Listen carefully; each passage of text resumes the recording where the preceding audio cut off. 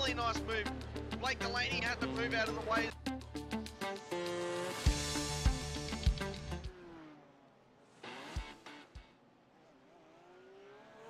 Good evening, ladies and gentlemen, and welcome to round 2 of our 2023 Sim Racing World GT3 Mini Enduro Series. Tonight we are coming to you from Winton Raceway, and always thank you to Racecraft Simulations for our round sponsor tonight. Tonight you have myself, Nathan ShiBBy Howard, and Cheff Toddy on comms for the 90 minutes of action coming your way. How are we doing this evening, Toddy? Amazing, man. I'm looking forward to Winton. This is going to be a crazy race. There's not many places to pass around here, so look out by those block of toilets there before they go down through the tree there. Some people might make a couple of mistakes and might go a little bit wide, so it's going to be interesting tonight, mate. Oh, definitely, buddy, definitely. And especially with our GT3 series picking up as big as it has been. We're looking at about 22 to 24 cars on track tonight. So I do believe we're going to get into some great action. Amazing. We've got it's actually pretty mild weather today, you know, 23 degrees. It's not too much humidity out there, atmospheric humidity as well, so these guys shouldn't have too much battle with tyres. Should be, you know, it's not going to be easy on tyres around here, but it shouldn't be too hard on these tyres. What it could be, especially being a Victorian track in Australia, it can get quite hot. So that's a pretty temperate day for today. Yeah, well, we're looking at about 30 degrees track temperature, 23% humidity, partly cloudy, so 27 degrees air temp. Definitely going to be interesting. You say worried about the tyres, but we've seen these guys drive, and we definitely know they know how to push these tyres. So it may not come down just to the track, but they're also our drivers tonight.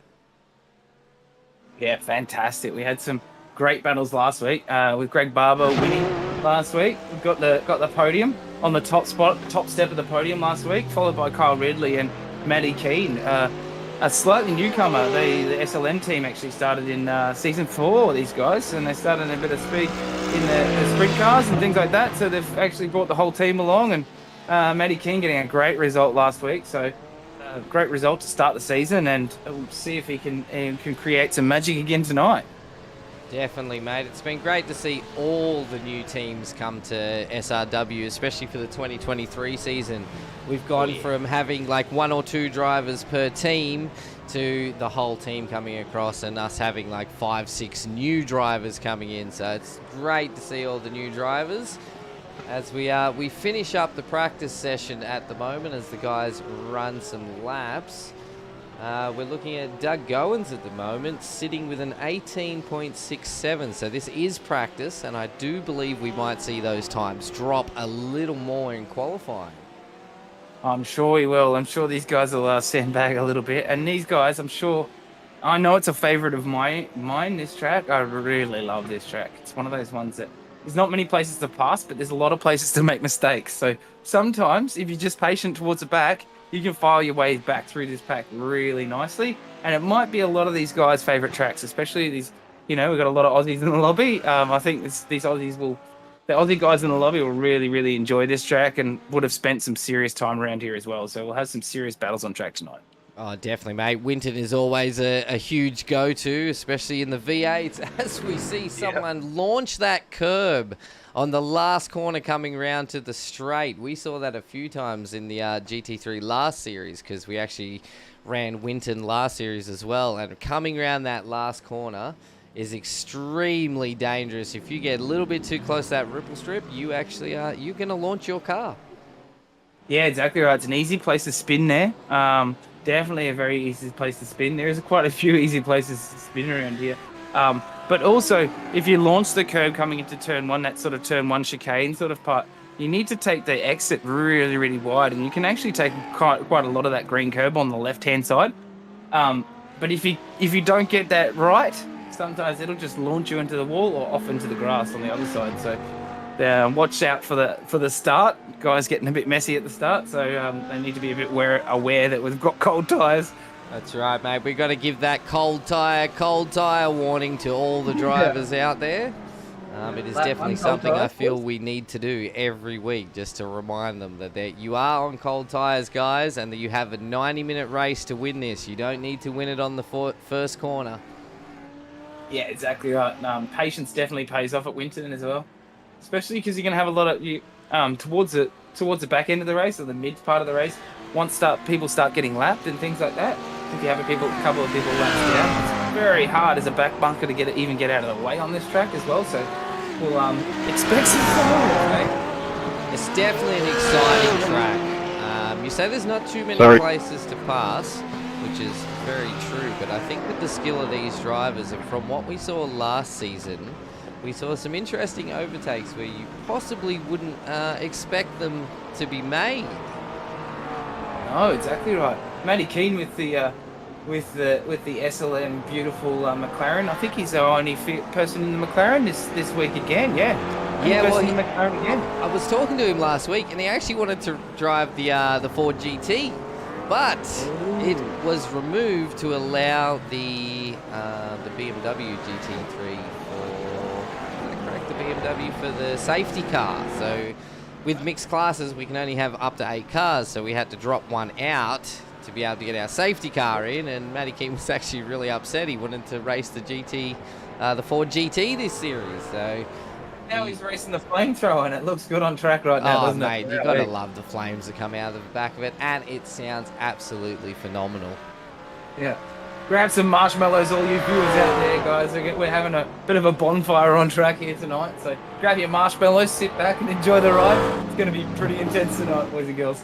Definitely. I just want to say a huge shout out to all our sponsors tonight, including Toyo Sim, Race Car Simulations, Fast Track Experiences, which if you want to get a discount off your next V8 drive, use SRW Go promo code. That will be ending soon, so if you want to get out there and get 10% off, use that code soon, as that promo code will be ending. I'm turning 40, I might have to sort myself out. Yeah, mate, you got to get onto it before that promo code is ended. So thank you to Warren Brown Tools as always, and our new sponsor who's come on board. Welcome all to round 2 of SRW GT3s. Tonight we're at Winton Motor Speedway, and there is 23 of us on track. Slightly smaller field, which is two. Alright, sorry guys, we'll just hear a bit of race control then. For some reason my mute button wouldn't work. Yeah, sorry, I was just listening to the race control there on the side there as well. So yeah, Stefan giving the intro. Probably should actually look at keeping that on maybe for the start of the stream. That's quite good actually. They were actually always quite straight up, the old race control, you know. There's a lot of don't do this. You're not going to get away with this, boys and girls. If you've never heard the race control before a race, you're not going to get away with this. You're not going to get away with this. This is your points you should need to look out for. We will penalise for these things, etc. So it was Grim Industries that are new on board for everything big block and coffee tables. So they turn V8s and super engines and all that sort of cool stuff into coffee tables. I just saw something really nice for Valentine's Day. They've turned a piston and rings into a rose. So I saw that. How cool is it, man? Yeah, definitely. Super cool, man. So you can get me flowers. You can get me flowers anytime now, ShiBBy. I like that. Definitely, mate. Definitely. I think all of us behind the scenes deserve some flowers once in a while. And also a huge shout out to everybody who joins our broadcasts every night of the week or each series of the week. I know some of you only tune in for certain races, but we appreciate all your support. And we also have the chat up, so if you guys ever want to chime in, tell us that we're wrong about something, please let us know. I'm definitely a rookie at this, and it seems like I'm coming on board with the commentating a little bit more this season. And we always welcome you, mate. You're always a welcome voice up on the old comms box, so we love having you, mate. So it's great to... we haven't done this together for a little while, so for quite a while, actually, a few seasons, I think. So it's been quite cool. I don't think we've done it since season 1, just commentating together, mate, to be honest. I dropped back into more of the producing side of it, I suppose. Yeah, we both did, I suppose, eh? It's nice to be out back on you've got a lot to deal with though. So tonight, as we've got everybody coming out of qualifying, everyone just getting their tyres warmed up and those sort of things. These guys are, especially around here, not being the longest track, but you know, you've got quite a bit of undulations and a few little hairpins and that sort of stuff. These guys should get their tyres warmed up pretty quickly. So see some pretty blistering times pretty quickly, I think. I think within the first probably 2-3 laps, we're going to be having some nice times coming through. The last of the guys are just leaving pit lane as there is a huge spin on the last corner. And that is one corner we need to keep an eye on tonight. Is definitely going to be that final corner. It looks like Jake Edwards was having a bit of trouble in practice as well. He had a bit of a straight ahead at, I think it was turn 3 there, and he's just gone straight off into the wall, lost a bumper there. So, what we know is probably just trying to find his wheels underneath himself. Speaking of Jake Edwards, he had an absolute blistering run last night in the 86. Guys, if you didn't watch the 86 broadcast last night, go back, check it out and watch it, because man, oh man, was that a race to watch. There's so much fun close racing. I've been driving a lot of them in the officials actually in the 86, and mate, that 86 is so much fun. I think it's my favourite car to drive on iRacing now. I don't think I'm quite at the. I realised early last season that I wasn't quite as fast as I thought I was. So I think I need to go back to the drawing board, do a bit more practice to get to these guys' level, and that just tells you these guys, you know, the lap times that these guys are doing, you know, probably, you know, in the top 100 at least, you know.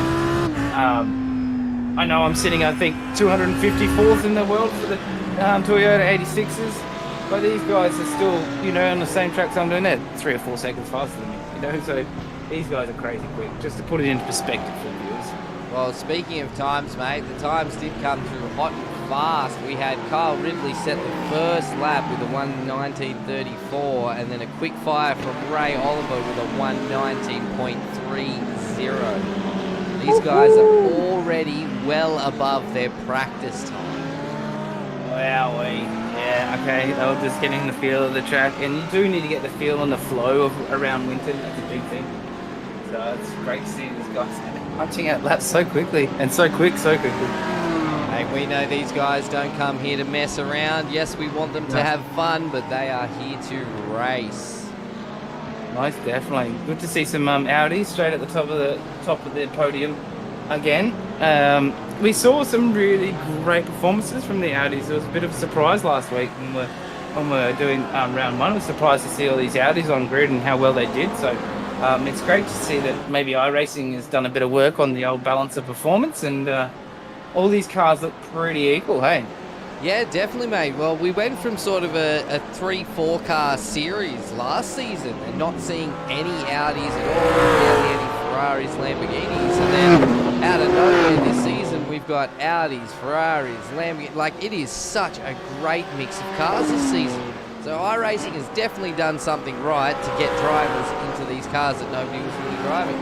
As we talk about different cars, Daniel Byrne in the BMW has just taken top pole with a 1:19.17. So just under 2/10, beaten by another just under 2/10. So that's a great little drive from Daniel Byrne. We saw some great qualifying from him last week. He qualified in 5th last week actually, and he had a great little battle. And we saw a lot of action last week, so a lot of shuffling of the grid, etc., as we know, but some smart drives from people, so it'll be interesting to see what the kind of pit strategy is for tonight as well.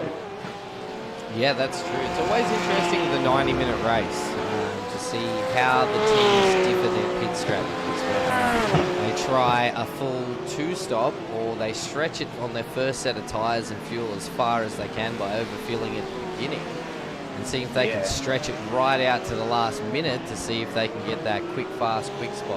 And Kyle Ridley and Ray Oliver have both answered Daniel Byrne and have both dropped into the 118s.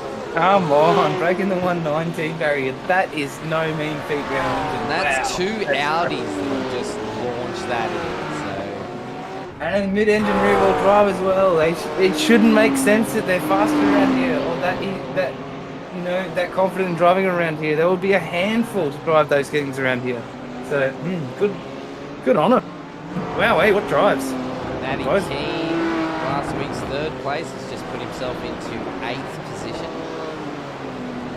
Kyle Ridley again, Adam Hughes as well. We now have 4 people with Doug Goins as well dropping into the 18s. Kyle Ridley has just taken P1. Adam Hughes from Crisscross Racing dropping into 2nd in the Porsche beautiful. that they so love. They so do, and definitely he's one of those ones that loves the Porsche as well. So he's right at home. It's probably one of his favourite cars and one of his favourite tracks. So he's gonna be on pace tonight. Watch out, boys. The Shunt's car is coming through. Hughesy's always on fire in that Porsche. I feel like he's done more time in that Porsche than any other car in iRacing, period. Yeah, well, this is the GT3 and it's slightly different than the 992, because the 992, you kind of, you don't have the options for your traction control, etc., as well. So, you got a bit more balance with this car. It's a very fun car to drive. Daniel Bird just knocked Husey down to 4th, so we've now got 5 cars sitting in the 118. So these guys have actually knocked off about 4 seconds a lap for qualifying compared to practice. So, and Husey goes to the top with a 118.42. It's not because of the commentator, mate. That was a bit of a, triumph for the commentator there. We gave him a bit of pepper on his mustard there. He's done really well. Oh, and as we see Fahey come around that last corner and hit the ripple strip then and see the whole front end of that BMW lift. And that is what they have to be careful of. Any little bit of that left side curb and you are going to put your car mid-air. But then also, these guys, you have to ride a lot of curb around here as well. These guys, mid-race, that damage on that front splitter and things like that, you can get quite a bit of damage, not without even losing it, just repeatedly hitting that same spot. So they need to be careful of those things as well. They need to take care of these cars around here. 100%, mate, especially with how low the GT3s all sit. They are millimetres from the ground.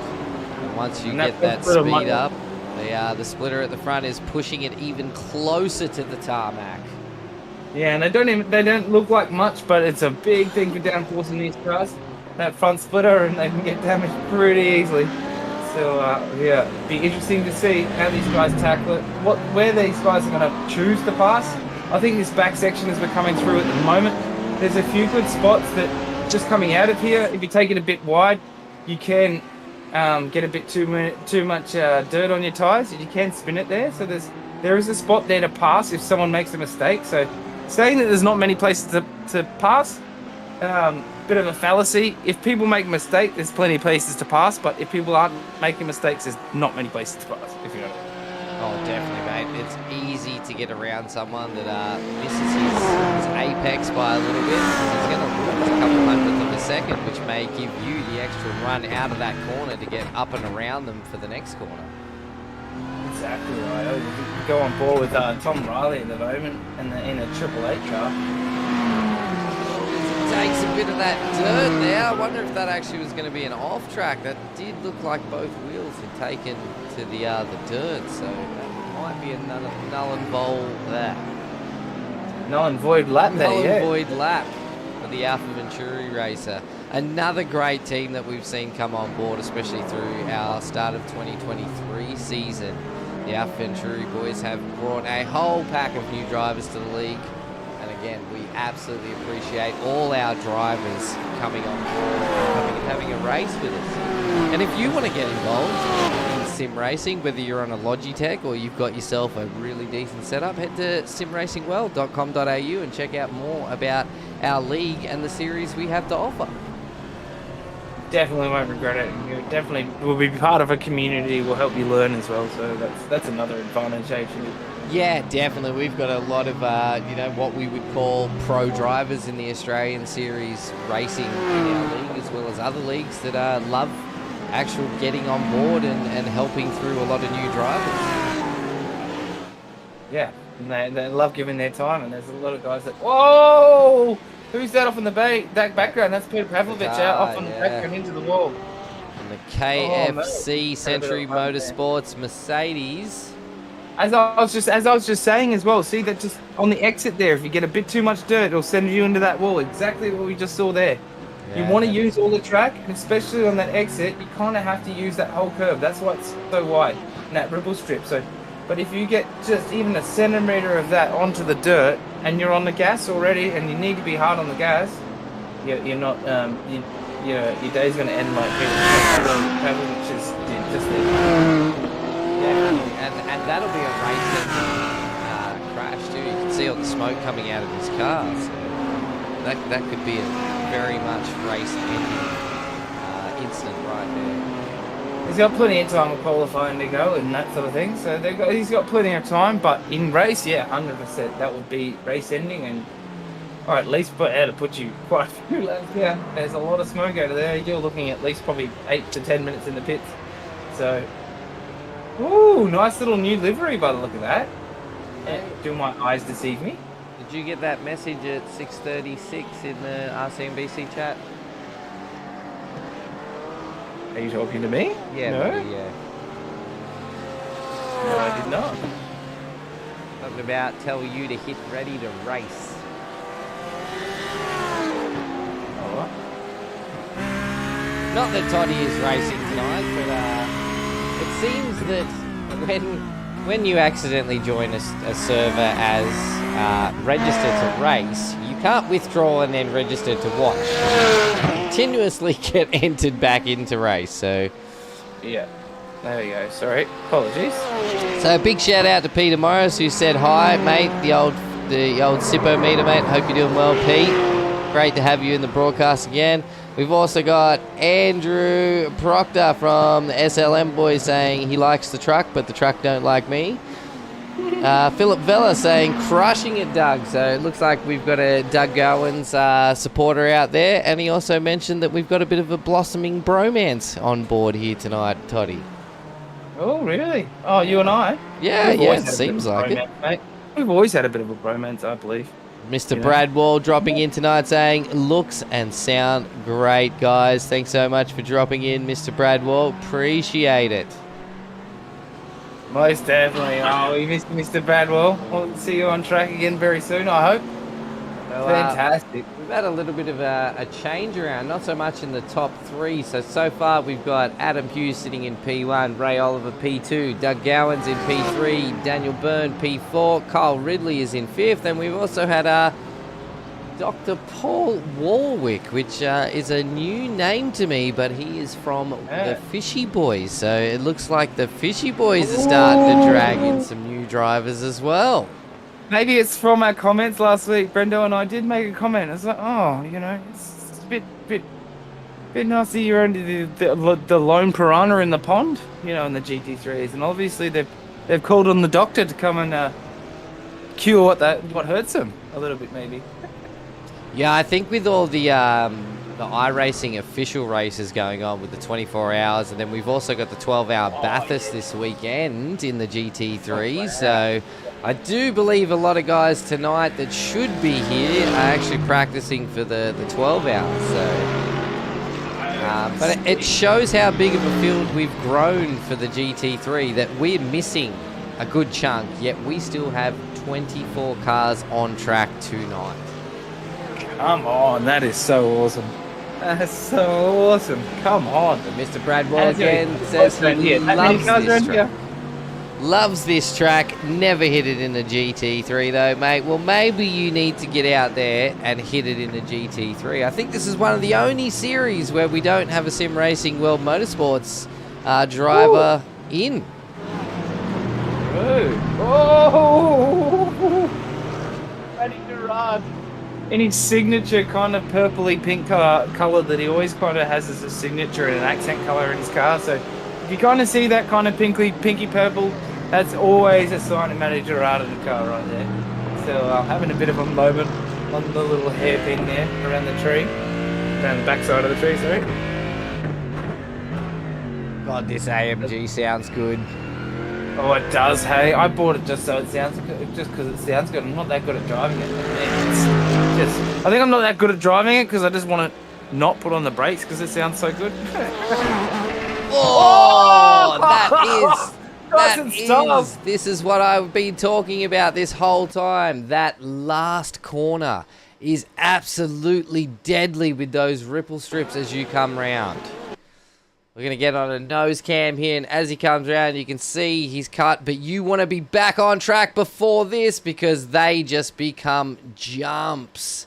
That is an extremely dangerous part of the track, and we saw it last season, and it looks like it's not going to go away.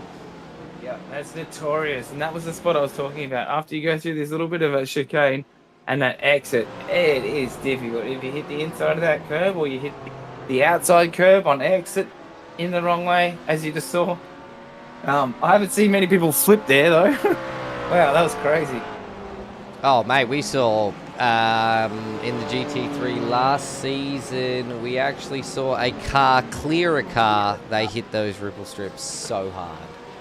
Wow, that's right. I was racing the GT3s last time, so I wouldn't have seen that last season. So when I went over and cleared another car, that is some serious evil styles.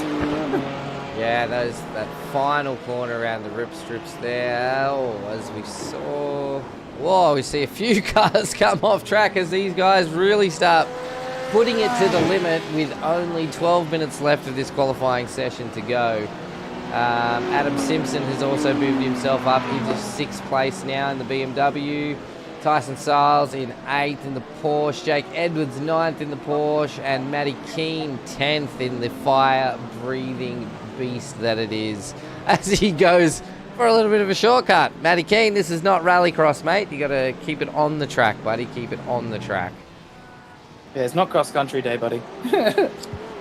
No, definitely not. We've definitely got a great mix of cars tonight. Still, again, loving it. Doug, the only Ferrari in the top 10 at the moment, sitting in 2nd place. So that's going to be interesting to see how this plays out tonight.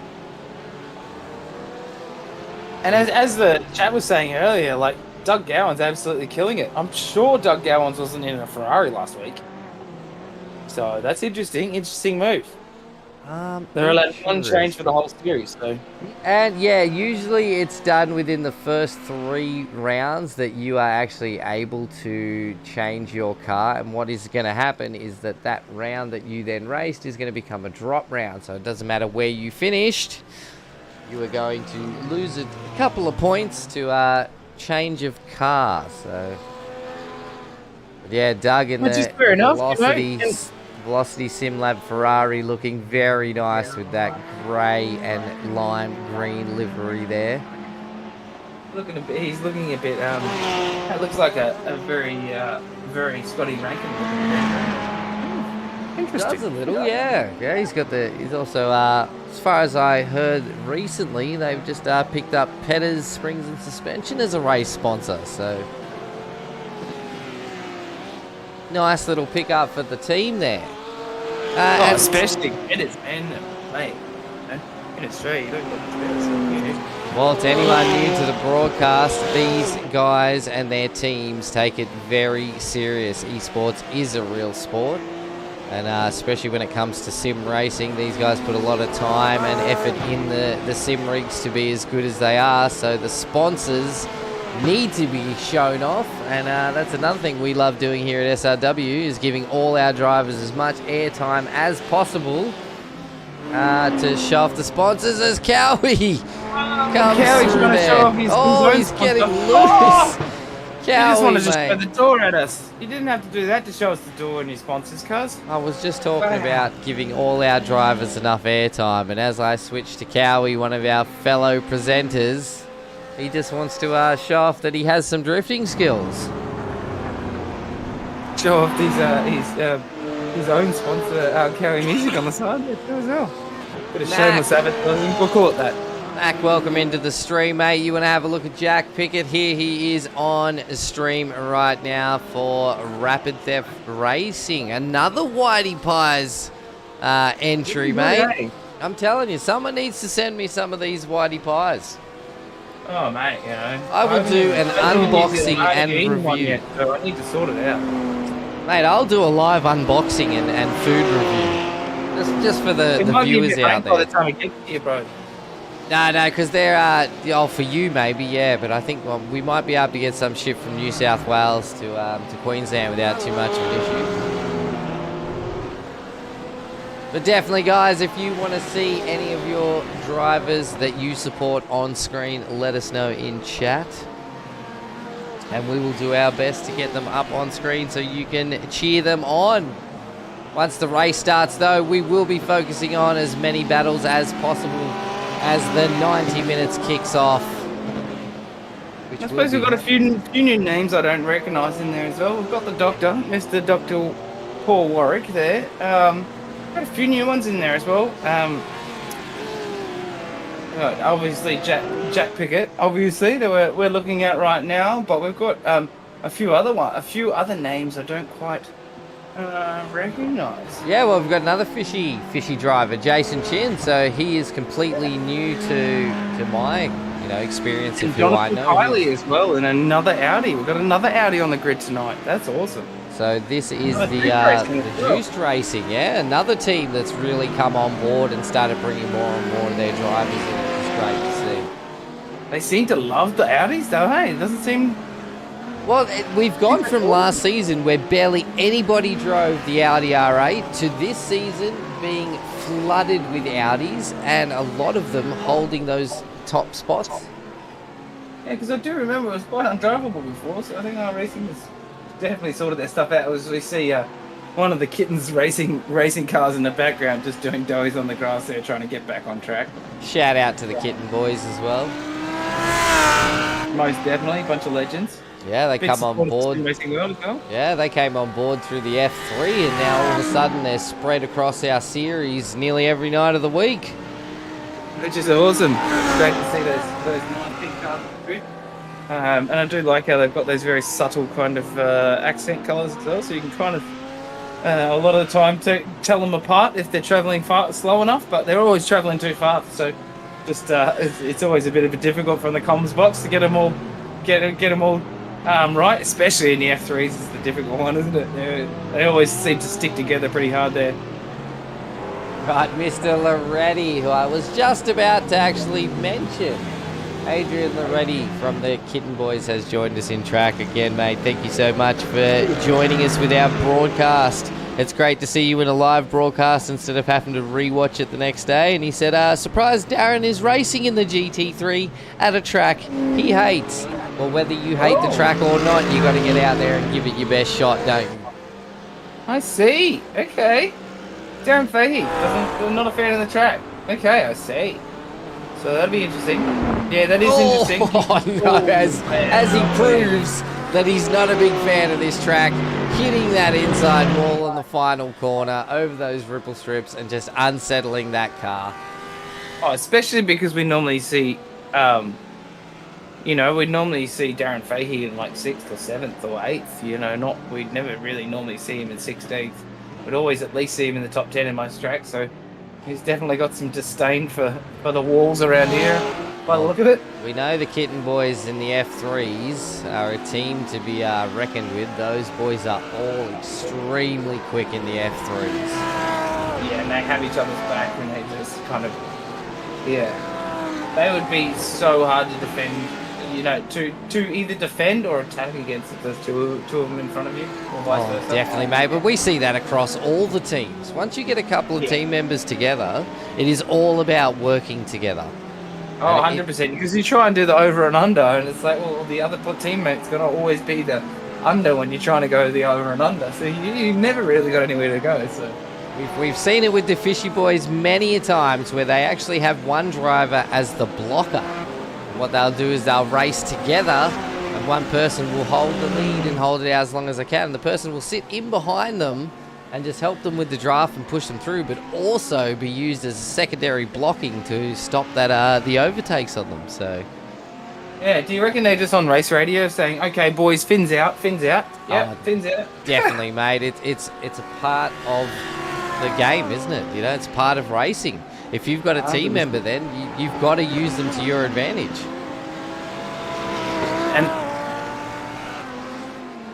Daniel is the GT3 kitten. Well, I'll tell you what, mate, Mr. Driver 808, And I don't usually give a bit of a shout out, but go check this man out on YouTube. Drive 808, I do believe, is the YouTube channel. Has some great content and does some awesome little clips, as well as Mr. Adrian Loretti for Kittens Racing, I believe, again on YouTube. He's been posting a lot more, and we love supporting our other drivers out there and their channels. And Mr. Loretti puts some funny little clips up out of his races, and they're great to go back and have a look after we've watched the broadcast. Nice little tidbits. That's good. I'll have to go and check him out also. Greggy Barber in the Crisscross Racing. Nice to see a new livery this season. We noticed that in the first race, actually, that they have changed from the Poolmaster liveries this season to the shunts.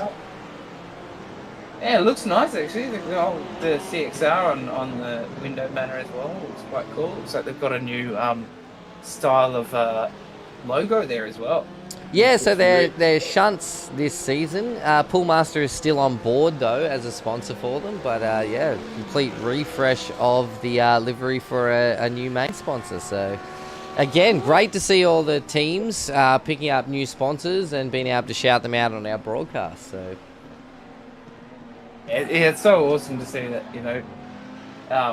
It says a lot for the league as well. It says a lot for Sim Racing World, I think, as well. But, a lot of hard work goes into it, and it pays off. So it's awesome to have everybody here and has such an awesome field, and the potential for, after all the 12 hours to be over, to have potentially another 8 to 10 people on the grid is going to be insane. Oh, definitely, mate. So right now we're looking at 27 drivers in the session right now. And also huge shout out to Tyson McAvoy and Stefan McCartan as our race control tonight. We appreciate everything that our race control does behind the scenes, because it is not an easy job. As we see Jonathan Kiley look for that the rallycross track again. We've seen a few guys during qualifying try and hit that rallycross track. Guys, this is a tarmac track. Let's keep the cars on track as we are coming down to our last laps of qualifying. Nothing has really changed within the top 10. We've had a few little movements in the final 15, but it does look like our top 10 is going to be locked in. Everybody is on oranges right now. Nothing new to report on, except for Adam Simpson with a great lap. He's done a great lap there, and he's slotted himself ahead of Miles Burgess as well. We've just had a really great drive there, so I think we've missed something there. Adam Simpson, yeah, we have, the purple fishy driver. Wow, we've got some foursome fishy boys now. We've got 3 on the grid, 4 on the grid tonight. Wow, come on. So I know Adam Maybe make his comments got to him last week. Adam's quite quick in the F3s as well, so... But we know the Fishy Boys are not a team to be dealt with lightly. These boys race, and they race hard. But yes, he has actually popped himself in the sector once again. Purple sector he's gone faster again. He's nearly into the 117s. That is a 118.03. Come on, what a legend. That is a blistering lap. Man, imagine if he could... he doesn't have time to break the match. Oh, he almost broke the 118-second barrier as well. Wow. He would have been going through that last sector going, come on, break it. That's brilliant drive, man. What a blistering lap. I always like seeing what sort of laps these guys can do in qualifying, and then watch as laps average out across the race. So I'm probably going to say we're going to probably see averages of 121s to 122s. You can always add probably about 4-ish seconds to qualifying laps once they get out there, and of course as tyres and everything wear off, the laps are going to slow down a little bit. But I do believe we're looking at in between 118s and 122s across the field tonight. So there is some extremely close lap times. That's insane pace, man. To do anything under a 124 around here is pretty quick in the GT3. And these guys Soon the whole field sitting 22s. Like, it's craziness. And that's the slowest times. That is our slowest time tonight. Oh no, nope, they're all under the 120s now, mate. Everybody got into the 120s or lower. Whatever. Boom, they all just pull it out of the box straight up last lap. Come on. They I suppose all must have got flying laps in. Pulled their fuel down quite a bit, you know, and especially with having a lot longer qualifying in the GT3s than we have in the other series, it makes a big difference because you can actually pull a lot of fuel out of it. I'll let you go with the grid, brother. Yeah, no problems, mate. So Adam Hughes with that absolute blistering 118.031 to take pole position tonight. Well done, Hughesy, for the pole position. Doug Goins from Velocity Sim Lab in second. Ray Oliver from Frog Leap Juice Racing in third. Kyle Ridley for Frog Leap Juice Racing in fourth. So that's going to be interesting to see how those two work together off this start on cold tyres. Daniel Byrne for Kittens Racing 2. Fifth, Adam Simpson, Fishy Motorsports 6. Miles Burgess for Crisscross Racing in 7th. Greg Barber for Crisscross Racing. Again, two teammates on the grid together with Tyson Styles. Crisscross Racing in 9th. Paul Warwick for Fishy Motorsports in 10th. Jake Edwards, another Crisscross Racing entry in 11th. Matty Keane, our third place winner from last week in 12th. And now I got to push a button. Alan Dawson and Andrew Lydon taking up 13th and 14th. Andrew Proctor, Darren Fahey, 15th, 16th. Tom Riley from Alpha Venturi Racing, 17th. Jack Pickett, 18th. Matthew Gerard, Andrew Cowan do line up in 19th, 20th. Jason Chin, Nathan Gardner, 21st, 22nd. Jonathan Kiley and Petar Pavlovich in 23rd and 24th. Then we got Braden O'Loughlin, and we've got 26th, Greg Johnston, Jono, and Callan Hodgkinson sitting there in 27th place. We've got Stephen McCartan and Tyson McAvoy, as we said, in race control, an unenviable position to be in, especially around here, so they're going to have some hard work to deal with tonight, eh, Chibs? Oh, definitely, mate. It's one job that, you know, as much as I'm learning to get an idea of how race control works and the ruling behind it, it's definitely not a job that I really would like to do. I'm glad that other guys do it. Most definitely. As we go, as our lights come up on screen, here we go. We're going to come up with our reds to our green. We've got a rolling start. Lap first. Yep. Rolling We're going to get these guys tonight, around. On the safety car, we've got a great race tonight. It's going to be very interesting to see where people are going to think their positions are and where their attack spots are going to be. And even if they are going to attack, I think it's going to have to be planned a couple of laps in advance, if you know what I mean.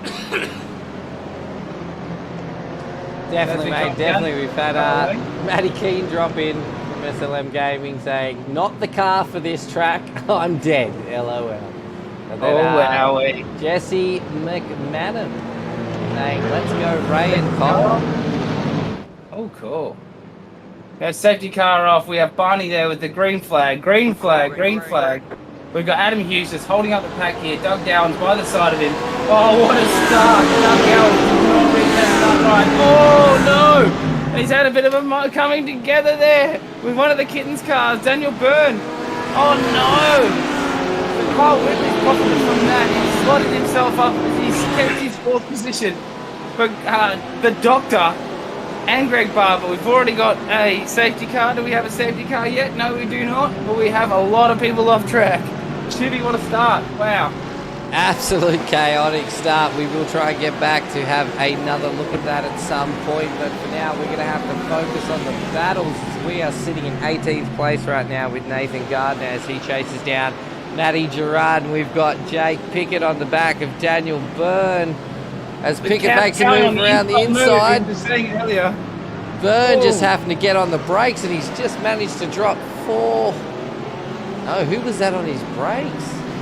That was Byrne. Andrew Cowan has moved up into 14. That early incident with Doug Gowans.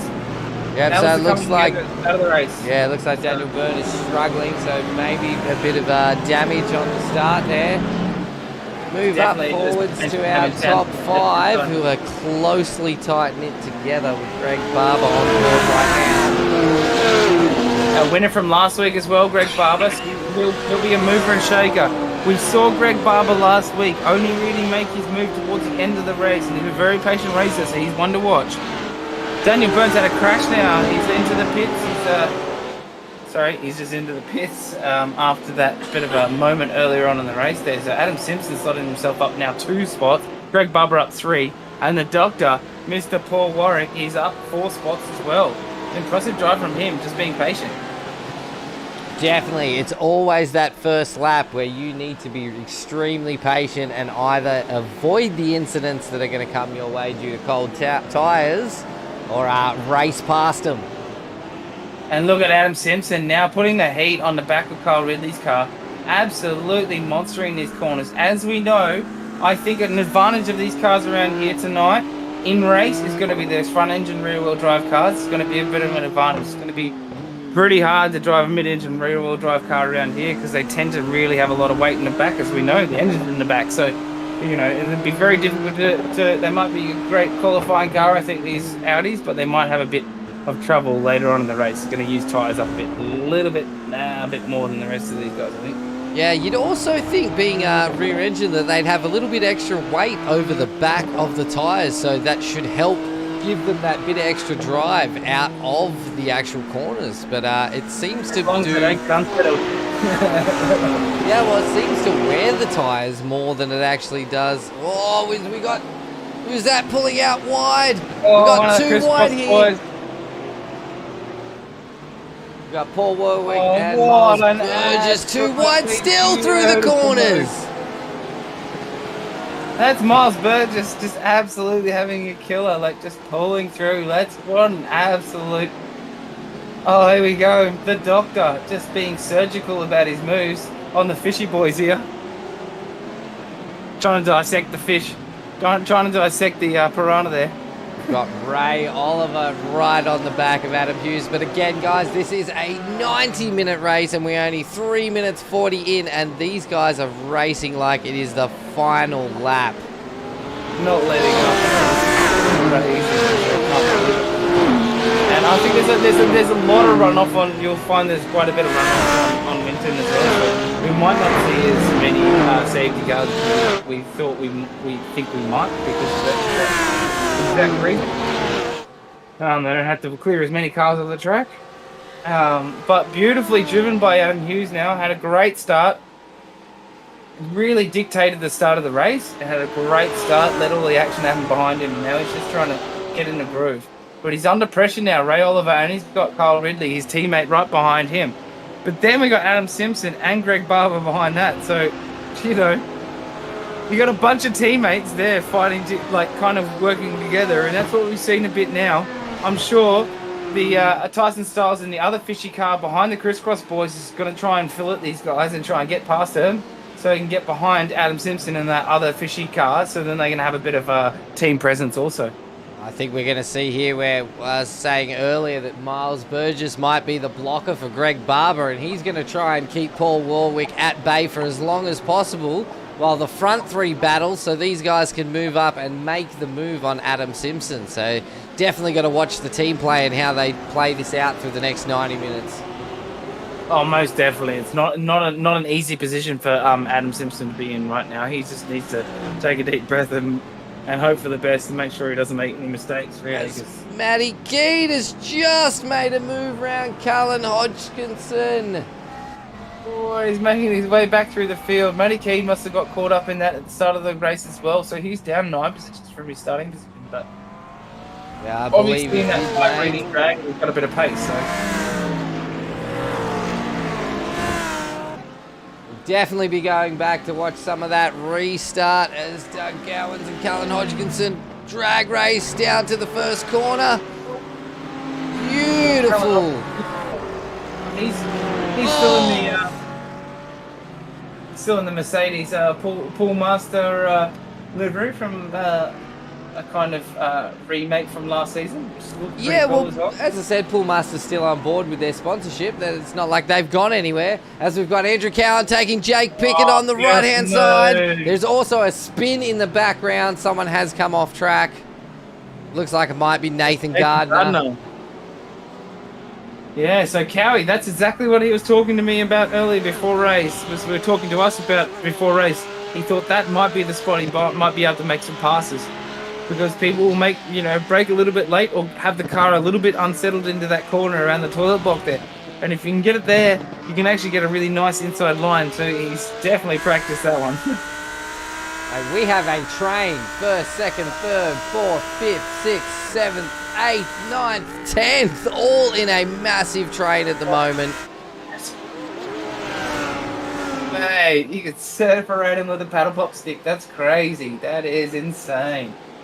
It just shows the quality of drivers in our league that you have some serious battle packs from the start to the finish. And in that top 8, or that, in that first big train at the start, we've got a bunch of different teammates as well. So these guys will be trying to slot themselves in so they're in behind their teammate because, you don't want to be in that sandwich, especially in this strength of top 10, right? That's right, mate. And Petar Pavlovich better get his marshmallows out. All that chicken on a stick as Matty Keane is trying to roast the front of this car on the way through. Yeah, flame grilled chicken. Oh, Tom Riley from the Alpha Venturi team is off the track around the tree, as Toddy was saying. You've got to be very careful around there. It is such a treacherous point of the track. And it's such a narrow track, especially these big, wide, you see these GT3 cars, they got big, wide body kits on them, so then they can get bigger, deeper, wider, and fatter tyres on them, so they can get more grip on the road. Adam Simpson is in the pits. Although Adam Simpson is one that loves to pit a bit earlier, so he might, and he's great at. He's a master at saving gas, so it might be one of those ones. You never know. He didn't have any contact or anything. This might be a strategic move. Well, just saying for now. Just putting it out there. Seen if he didn't have any contact, because we know there was at least 4 or 5 cars caught up in the first couple of corners. So it's going to be interesting if we do get a safety car, so we can go back and have a look. As Ray Oliver makes the inside move, is he going to be able to stick this? No, Hughes is going to hold around the left-hand side. They are still side by side. It shows that there is plenty of overtaking. And the more Ray fights with Adam, the closer Kyle is going to get to the back of Ray. And 100%. That's when we're going to see that team play come into play. And we've got Greg Barber and Miles Hughes as well from the Crisscross boys. Bro, I think what the Crisscross boys are smart, man. I think if these guys can get themselves in between one of those juiced cars, that's when they're going to get the upper hand in this race, I think. If they can slot one of those cars in there, they've got enough power behind them. They put so much pressure on them. Not a nice place to be when you got that much pace and that many yellow, black and white cars behind you. Pretty unmistakably under pressure. Jack Pickett's in as well. I wonder if he's picked up some damage somewhere along the line, and he's had to pull into the pits early as well. This is very interesting timing to see these guys hit the pits. Very interesting, hey. Yeah. I know Adam Simpson likes to do that pit. He loves to save a bit of fuel, so it's definitely one to watch. It's definitely one of those plays that Fisher will try to make. And we saw it work for Greg Barber, who was the top of our podium last week, man. It wasn't until those last 6 laps that he just filed himself through everything with that great pit strategy. He just absolutely nailed it. We've got Mac dropping in again saying Jack Pickett is racing with a sore toe. He has gangrene. Oh, mate, geez, I hope somebody doesn't have to get the saw out and fix that up for him, because that wouldn't be a nice way to lose a toe, that's for sure. I think you should be racing right now, mate. I think you should go to the hospital, cuzzy. Wow. Hey, look, professional racers take this serious. Commitment, eh? It'll just make him lighter weight. That's an extra 5 horsepower, right? No big toe. Yeah, take the toe off. Black flag for Pickett. We've had Matthew Tatler drop in. I will wait to hear some results from Race Control, if they are listening in. Oh, we've had a huge spin. Jonathan Kiley, great Huge import. spin. Oh, Logman coming together, having a big coming together there. Wow. Interesting to see what's happened there. We've got seems Mr. Steven Sinkovich has dropped into the old Discord chat. Braden's on the left. Oh, just a little bit of touch, a little bit of acceleration, and around she goes. Oh no. Ouch. That's all right. There's 90 minutes. Well, there's 80 minutes of this race now, so a little spin there may not be the worst thing in such a mini endurance race. If we've got guys trying to go 3 wide here. And that's the thing, you know, and that's the one thing that you kind of do, especially, you know, I know it's a mini enduro, but anything over about 40 minutes racing, you know, even anything, you know, over about 30 minutes racing, really, you want to make mistakes earlier, so you can actually have a bit of time to try and keep yourself on lead lap if you can, if it's not too much damage, but, you know, always easier to do it when it's earlier, right? Yeah, especially in a 90-minute race, mate. You don't want to lose too many laps.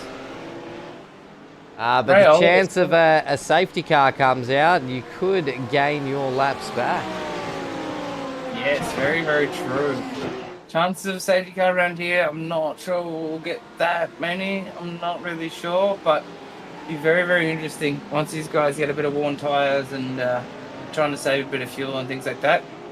I think Adam Hughes is still trying to save a bit of fuel and hold up the pack there a little bit.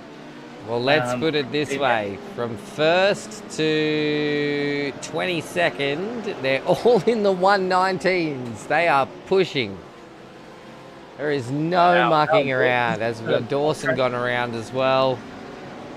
Oh, that's Dawson off in the background there. Just puffing up some smoke in the Whitey Pies entry into BMW even. Oh, interesting. Okay, Mr. Alan Dawson, that's a new name also, so he's looking like he's got one of the older liveries, possibly. But having a good go at it, it's definitely not an easy track to get yourself around, so. Ray Oliver pushing Adam Hughes. Pressure, pushing him hard. And we've got Paul Warwick going side by side with Miles Burge as well. Oh, She's also got Tyson Styles on the back. Oh, Tyson Styles. Andrew Lyden in a Kitten's car, on board with the Kitten's car. Oh, Tyson Styles right now, sorry. On the back of the car, the fishy car of the doctor. Oh, Doctor big! He got loose. Got loose. Wow. Those light rear ends. And front engine cars. Oh, especially in these BMWs, you got 2 BMWs, and we got Andrew Lyden just trying to pile the pressure on, but knowing that the doctor in front of him is in a totally different car that can't pull up quite as quick. So we have been so car 38, which is Matty Keane, was being cautious of cars in front, whereas car 29 is unaware of what is happening. Jack Pickett, and then couldn't anticipate his speed and has made contact of rear 38 on lap 1, turn 1. Thank you, Race Control, for giving us that information to feed back to our viewers this evening. Mr. Pavlovich is into the pits as well. A lot of early pits for a 90-minute race. I definitely think guys are picking up damage. And it could be those splitters, mate. The front splitter thing we were talking about earlier. You know, the front splitter thing and these GT3s and stuff like that. All of a sudden, you might just get a meatball flag because you've ridden those curbs too much. And it happens. I've done it in the GT3s and I've done it in the GT4s in official races as well. And it's just if you try and go too hard on those spots on this track, sometimes on those curbs are very, very brutal, especially for your front splitter and your rear diffuser as well. Pretty brutal. So I definitely learned and that in quality cars. the radicals as well, that they do not like hitting that curb. As soon as you take a little bit of curb, you're going to cause front splitter damage and undercarriage damage. Yeah, and that's the thing. As we know, with for all the F1 fans out there, how much of a controversy last year was with laws of cars and stuff like that. How much damage they can take, and how much they can just put somebody out of a race just from riding curbs. So it's a very, very big thing. These cars are, essentially road cars that have just been taken to their nth degree, everything ripped out of them, and all the rest of it. But they've still got the limitations, a lot of limitations versus the F1 car, etc. Definitely, and all tracks are completely different. So some tracks you can really ride those curbs and hang it out wide. Some tracks you cannot, and you've got to try and stick to the tarmac. And I think it's worth saying as well, like different cars will suit themselves to different tracks as well, just the way they're set up and the way they actually are built, etc. as well. So we'll see a lot of differences, I think, this season as well. Especially in 2 rounds' time when we go to Long Beach, that's going to be insane. Like that is just a lot of concrete walls and these big fat wide cars with these big tires and a lot of horsepower. Hard to get off a corner exit. It's going to be difficult, man. We've got a heck of a battle pack turning out here. We got Adam Simpson, Andrew Proctor, Matty Key, Matthew Gerard as Simpson makes a dive down the side. Oh, no. And he's managed to lock that in. That is one of my gnarly corner. It's so gnarly. And that's a lot of risk to get out there, but that was very respectful from both of them, actually, wasn't it? It was great driving from both. Oh, as Dawson goes a little wide, takes the dirt, managed to keep the car on track as he's pushing down on Tom Riley, which is also bringing Jonathan Kiley into the battle. And this is a battle for 15th. We have battle pack stretching from start to finish. Matty Gerard and Matty Keane. Matthew Gerard and Adam Simpson going at it right now with Andrew Proctor on the rear. I think it's worth mentioning as well, pit lap, he pitted very, very early, Adam Simpson. Now he's pushing himself way back through the pits, back through the pack now. So it's interesting. So he's pitted early. Is he pushing a bit of gas now and then trying to save a little bit later once he gets a bit into back around where his teammates are, possibly? Try and use a bit of slipstream on the way through? Good chance, mate. Good chance indeed, as Doug Cohens is still pushing the back of Jack Pickett. Doug down 19 positions from his qualifying place of P2, so... That was following that start incident, was it, at the start? It was, mate. I'm trying to find a gap. I'm trying to find a gap where we can go back and see what happened off the beginning. There's so much action, we don't need to go back. Oh, good. And we got so many Jack Pickett, one of our new names as well. Great to see him out there having this fat battle, putting his elbows out against Doug Gowans. We know how quick good Doug Gowans is, but it doesn't mean that Jack has to pull any punches, mate. He's definitely got all his elbows out, and he's just making sure he's making it as difficult as he can. He knows he's got teammates up ahead as well, so I'm sure every position you can slow down behind you is always going to help your teammates also. Well, speaking of teammates, I thought I might Mr. Steven Stigovich, eh? Thank you, How I heard that lovely voice from across the ditch, and I thought I could probably pop in there after I've had my nap on the bed with my 2-year-old and help the boys out. Oh, nice one, mate. We've got a car. I I think it was Alan Dawson. Yep, we've got Alan Dawson off track. Hold your brakes, mate, until it's safe. Yep. Good driving. He's looking at his relative as well. So for all those non-iRacers out there, on iRacing you have a relative. So essentially you can see in your black box down the bottom on your heads-up display, you can see how many seconds people are behind you. What the difference is, so then you can actually hold your brakes, as we've seen. He's known that there's that many people behind him, so he's just off track, hold your brakes. Even if he was on track, he's hold his brake when he's on track. While he's gotten a chance, he's reversed it up and made sure he is all good. Yeah, it's got nothing to do with cousins. It's not got nothing to do with family. It's not relative. It's all relative. It's all relative. Tell you what, how good do these cars, these GT3s, look on this track? Oh, so awesome, hey. Yeah, and some of That's the new big cars. liveries, they just look And good. the new liveries, right, Steve? Some of the new liveries look sensational. Look at that. Beautiful. The guys have really gone to town and done some real good work getting some nice liveries up for this season. And I love that everyone's kind of gone with a bit of, there's a lot of the same, there's a lot of teammates and stuff, but some of them have got different liveries or they've got the same livery and they've got different accents and stuff. Really.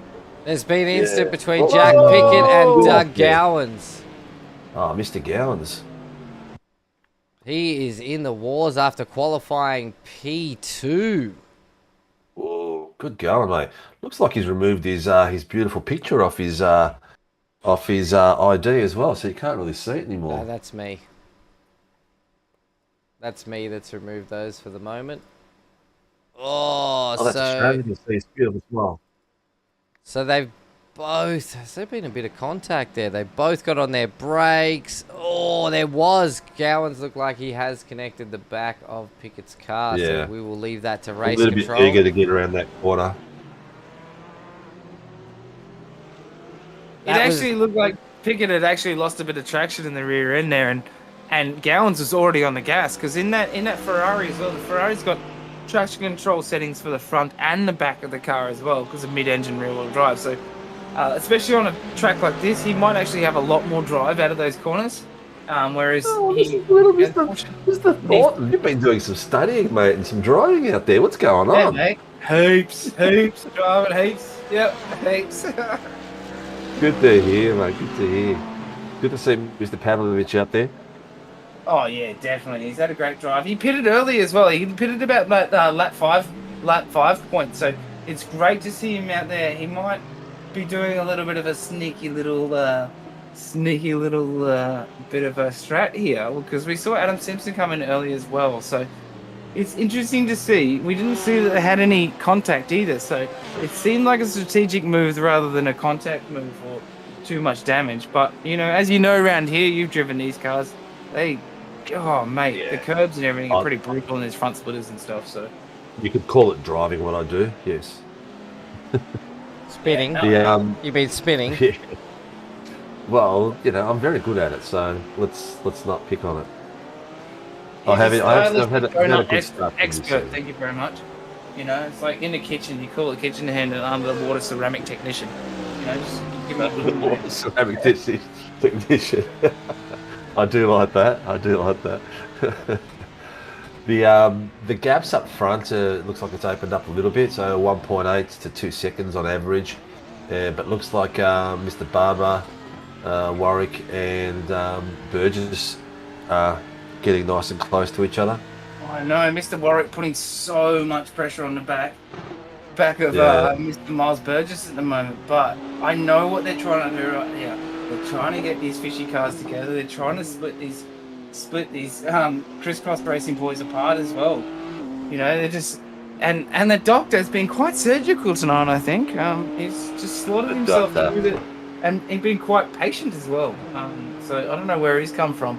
I've never heard of him and the Fishy Boys before. So to be honest, Warwick. No, I don't think I've heard of him as a Fishy Boy, but there's a lot of Fishy Boys out there that are starting to race a lot more with us, and they've got a fair few drivers out there.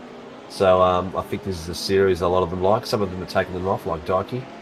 All the big fish just hiding in the corners of the pond, have they been?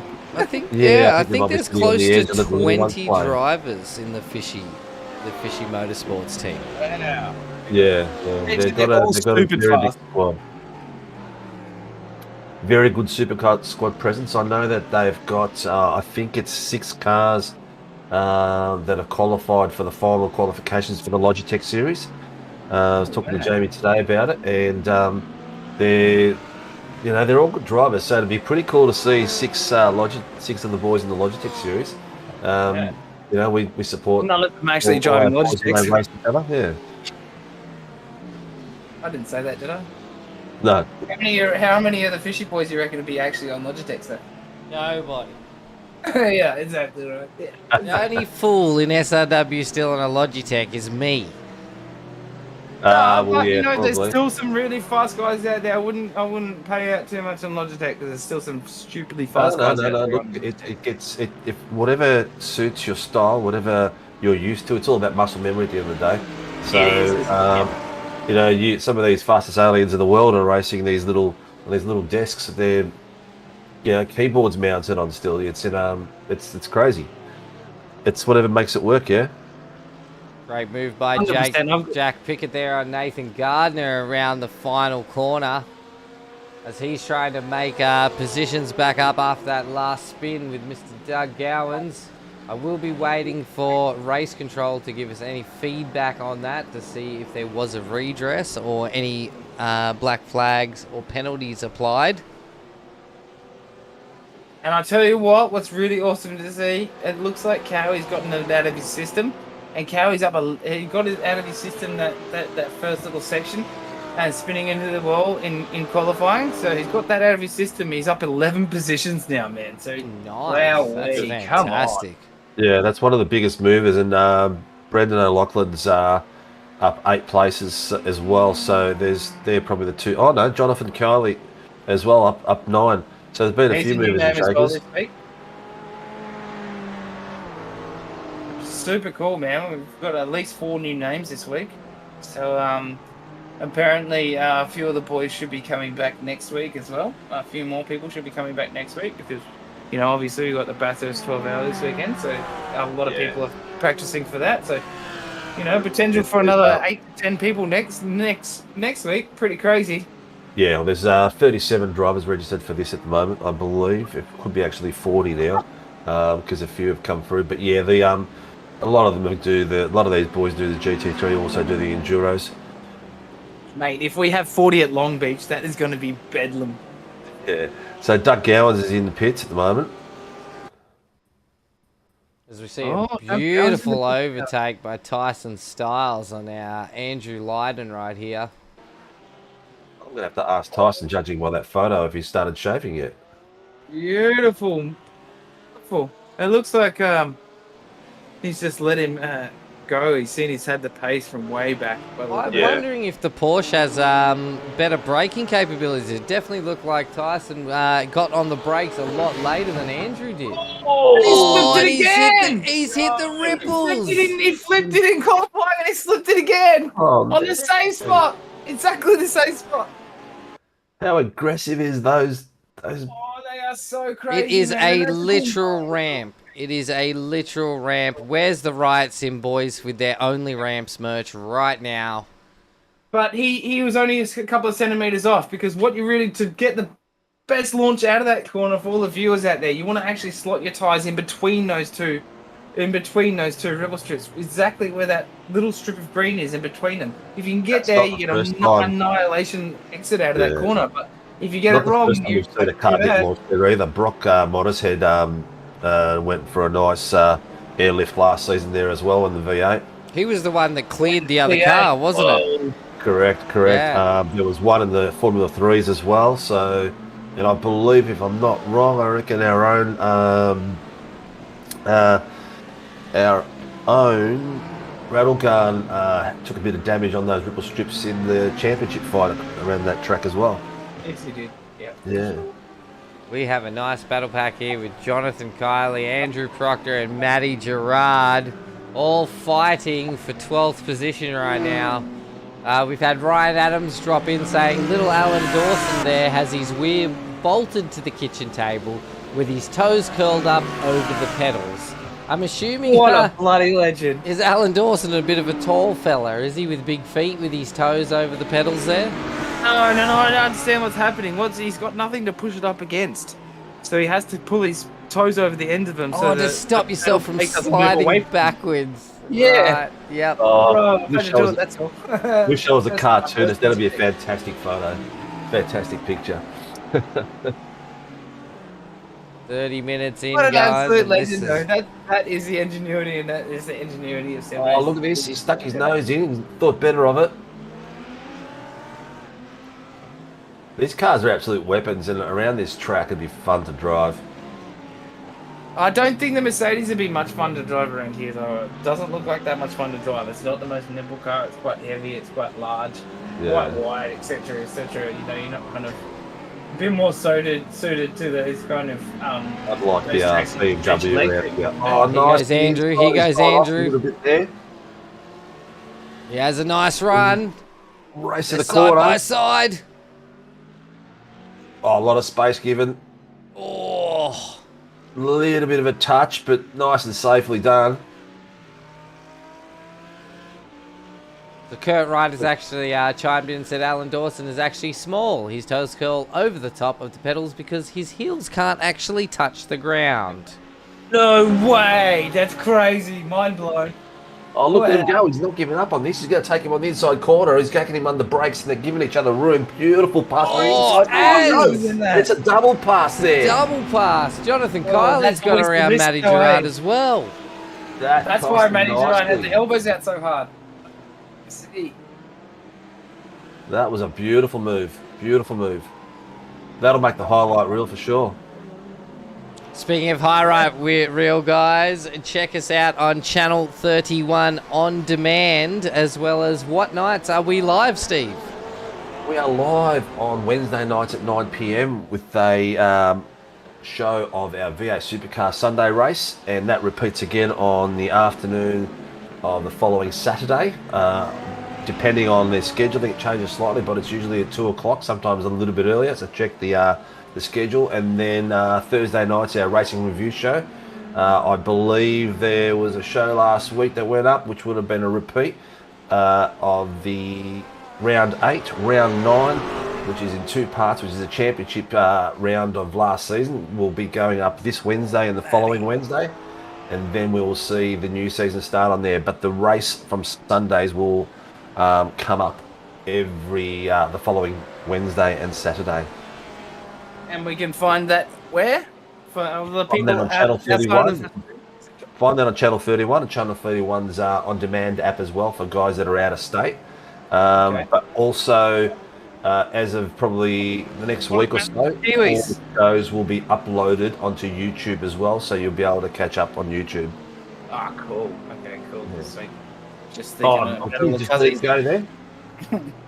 There's another one. Tom Riley. Riley from the Alpha Venturi team around there. He looks like I might have seen him go off a little bit earlier as well. Well, Tom Riley's come from the truck, so it's great to see him jumping on board and trying out different cars. Yeah. Well, there's a lot of guys. I've noticed there's a few, not a lot, but there's a few guys that are doing multiple events, multiple series with us at the moment. Andrew Proctor is one of them. He's racing a lot of different things out there. It looks like he's enjoying it. He's loving it. Matty Keane as well, doing a great job. Yeah, 100%. SLM boys. Big shout out to them. Having as we're on board with Andrew Proctor's awesome sounding Lamborghini. Listen to that thing. Was that it giving out all those flames before? No, that's Lamborghini. That's Matty Keane. Yeah. Oh, Keefy. One of the boys has said Tyson Styles should change his name to Tony Hawk. Yes. Do a kickflip. Somehow he still managed to keep himself in 8th place. Oh, what? So he's done a perfect kickflip, landed back on his wheels, and kept racing with what it seems to be not much damage at all. What an absolute legend. Very lucky. That has to be highlights reel, and there has to be like, we had to I do think some it will make it. Tony Hawk Pro Skater music over the top of it. It'll the highlight reel of last round is I'm doing that at the moment, so it should be. Oh, he's just nipped the grass a little bit. I can just stay on track then, and I'm working on it at the moment, so it'll be ready for the next show, which I can't wait.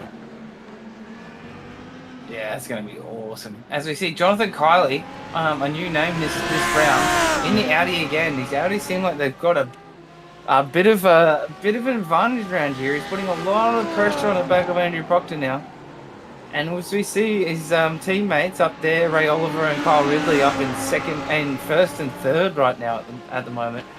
Oh, as we see somebody off track, we've got Andrew Cowan and Alan Dawson off track. Wow, no, was there contact there or not? As we go to the action replay. Wait, am I on the right person here? No, that's not going to help. Who am Oh, I that's looking Jonathan for? Colley, Alan. that's right, that's right. Here we go. So Dawson is around. He's done that himself there with too much Lost on everywhere the old jandals. Yeah. Yeah, And Cowie had Cowie's nowhere to just, go. yeah. Oh, and he just said, Oh, hi, how's no. your front ends? Let's check your suspension. Beautiful. Man, I'd love to go out throughout the whole series and see how many times Cowie's been in the wrong place at the wrong time. Oh, Greg man. Barber, Andrew Lyon, and both just jumped into the pits. Barber is always in his way out. No, he's in. Matty Keys jumped in. Tyson Styles jumped in. Everyone looks like they're starting to pile in. Yeah, we've definitely got quite a few pulling into the pits now. That's left Adam Hughes and Ray Oliver to fight it out for number 1 at the moment, but they are coming up to lap traffic. Oh, man. He was up 12 spots as well. That's crazy. Greg Barber's the first one to start coming out, followed by, it looks like, Andrew Lydon. Yep. Everyone's pitting. It's trickled in, taking everyone through the gates. Definitely has. Kurt Wright reckons it should be Alan Minnie Dawson. Oh, mate. Greg Barber, as we've seen last week, he made some really great decisions with his pits. And he's really good at saving his fuel. So this is a bit of a power play from him again. We saw him actually undercut everybody last week. So maybe he's trying to do the overcut this week. So who knows? A lot of strategy in this. Even though it's only a mini enduro, there's yeah, it's amazing. Since starting to host, bit of a love tap there. He's got away with it.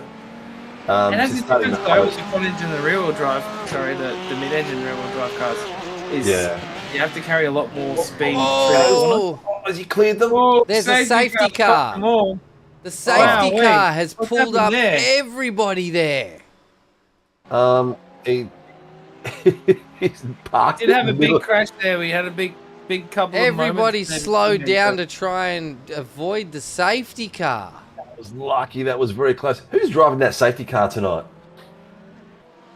I tell you what, mate. I didn't even see anybody come onto. I didn't see safety car come out.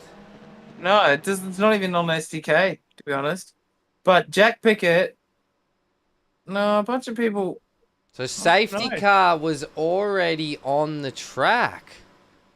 So we've missed where a safety car was called a whole lap prior. Oh, that's cool. That's why everyone's gone for the pits. SDK is Tyson driving the. Was he trying to cause a collision there or what? I'll have to have a chat with Tyson about his driving skills. He sounds like he's starting to pick up my skill level. I'm interested to find out why the guys didn't know why, the because safety of that big car. moment there. That's why, because they smashed Cowie's moment, I think. It must have been. Yeah, it had to have been. Yeah. Yeah, it must have been that moment. So everyone's pulled up now, but didn't really expect him to be right there. But there's not really a nice or an easy place to pull up the field at Winton, is there, really?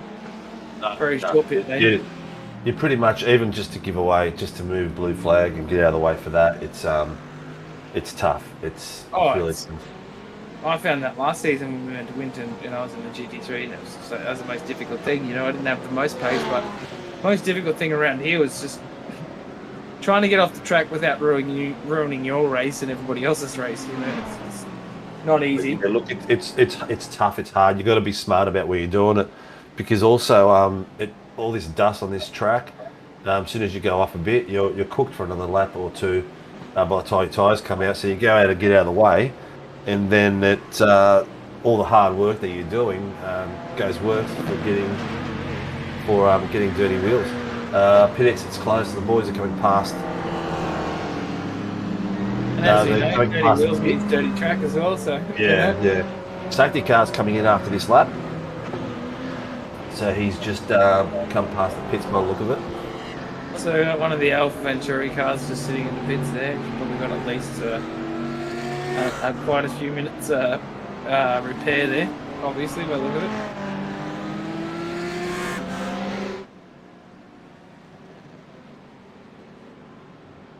Mr. Tyson McAvoy out there in the safety car tonight, the GT4 McLaren.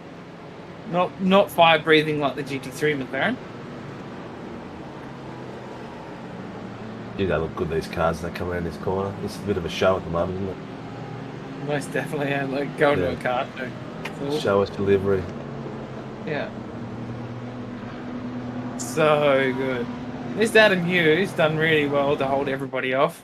He's done a really good job of controlling the pack actually, up until this point. I reckon he'd be a little bit pissed that this has happened when he's behind the safe car. All that hard work. I mean, they were a couple of seconds off everyone else, but you know what?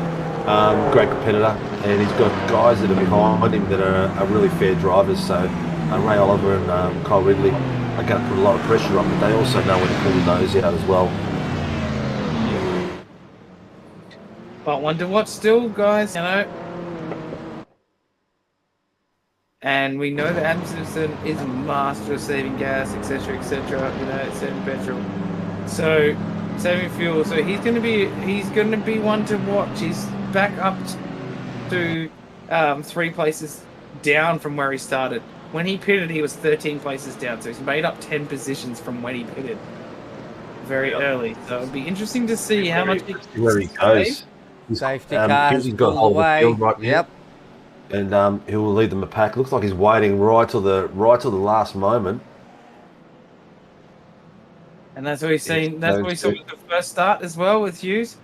Yep. He really held the field up at the start of it, and then he really held it up for the first 4 or 5 laps, and then he just pedaled to the metal and he's not going to want to give too much draft away here at the beginning, and then have that first corner incident. So he's going to wait right till the start finish. Here we go. There he goes. Oh, Chris Cross boy is getting a jump on the start on one of the Juice boys as well. Kyle Ridley dropping down spot. Kyle Ridley getting his spot back from Miles Burgess. He's not having a bar of it. This battle is on. Oh, we've got a big, massive crash in the back there as well. Also a bit of bump and run between Burge and Matty Keane there. Was that Ridley? Yeah. That was Matty Gerard. He's had a massive crash at the back there. Yeah. Kyle Ridley's called someone in for and passing around again. Oh, he's parked in a really bad second place. Oh no, it looks like someone has collected then. And we've got more carnage in front. No, wrong place, wrong time again. We saw last season as well. He had a lot of run of luck of that as well. That's horrible. Looks like someone was out of control coming across the grass. Well, Jake Edwards is requesting a tow, so he's toast at the moment. Matty Gerard, you can see him just spin around there as well. He's got some definite massive damage, suspension damage in that. Possibly a broken axle of some sort. Or definitely some broken suspension. He can't even drive that thing properly at the moment. He's just trying to limp it back to the pits. Safety car's coming back out again, guys. So this is Matty Gerard on our Racecraft action replay. Thank you very much. That was Matty Gerard. So he's gotten out of the way of everybody, which didn't cause anything else. Now we're on board with Ray Oliver. So this is just cold tyres. Everyone getting a bit excited, right? And Ray Oliver's done the same thing. He's spun himself. And this is what caused all the chaos. He should have gone forward. Oh, why are you reversing, buddy? No! On the brakes. He didn't have his foot on the brake there. And now Adam Simpson. Adam Simpson's also, after trying to dodge it, has spun himself. Jake Edwards just boom. Oh, look at the cars just going everywhere. Oh no, Jake Edwards had nowhere to go there. So there's a few that have gone off track, cut that corner, hit someone else as well. It's going to be a bit of fun for the RC. That's called 28 cars on a cold tyre restart at Winton. Wow. And now the Chris Cross boys up into first and second. Greg Barber back in behind this. Oh, good. Kyle Ridley's got his position back. Barber's in second. Burgess in fourth. So the Tyson's out there driving at pace at the moment, and they're letting the lap cars come through. So you'll see at the far end that looks like Who's that coming up? Oh, who's that? They're trying to get their unlapped. prospect. Boys have got to be careful they're not weaving into the track. So car 10's going past as well. Mr. And Johnson, that would... you sure that is going past there? I was just going to say as well, our first and second place on the podium from last week are now currently sitting in second and third. So, man, cat amongst the pigeons. Absolute spanner in the works now. But as we were talking about earlier, Greg Barber's just he is a poet in a car, mate. Especially in any sort of Porsche. That guy is just patient, and he just files his way through the pack, lets people make their mistakes, has every single one of his teammates' backs, and just files his way through. Yeah, he's classy. What that new shunts livery looks good, doesn't it? Does, hey. And I like the new CXR logo as well. It looks really cool in that windscreen banner. Yeah. And as we go, these guys are starting to pace it up a little bit. We're still in a little bit more with the safety car out here, guys. But as we see the Crisscross boys now on 1, 2, and 4. The Juice boys were in second and third there. So this is exactly what these Crisscross boys were trying to push towards. Is trying to slot themselves in between the Juice guys. But as we saw also, the Fishy boys were trying to slot themselves in there as well earlier. But obviously, wrong place, wrong time. These Fishy boys have not had much luck tonight, unfortunately.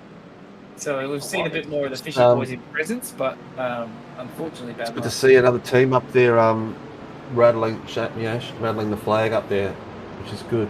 I'm just looking at it at the moment. It's like one of the boys has said carnage out there today. Yeah, look, it's that cold tire thing. You know, you on this track. It's a very dusty track as well, and you really got to get the pace, the heat back in those tires.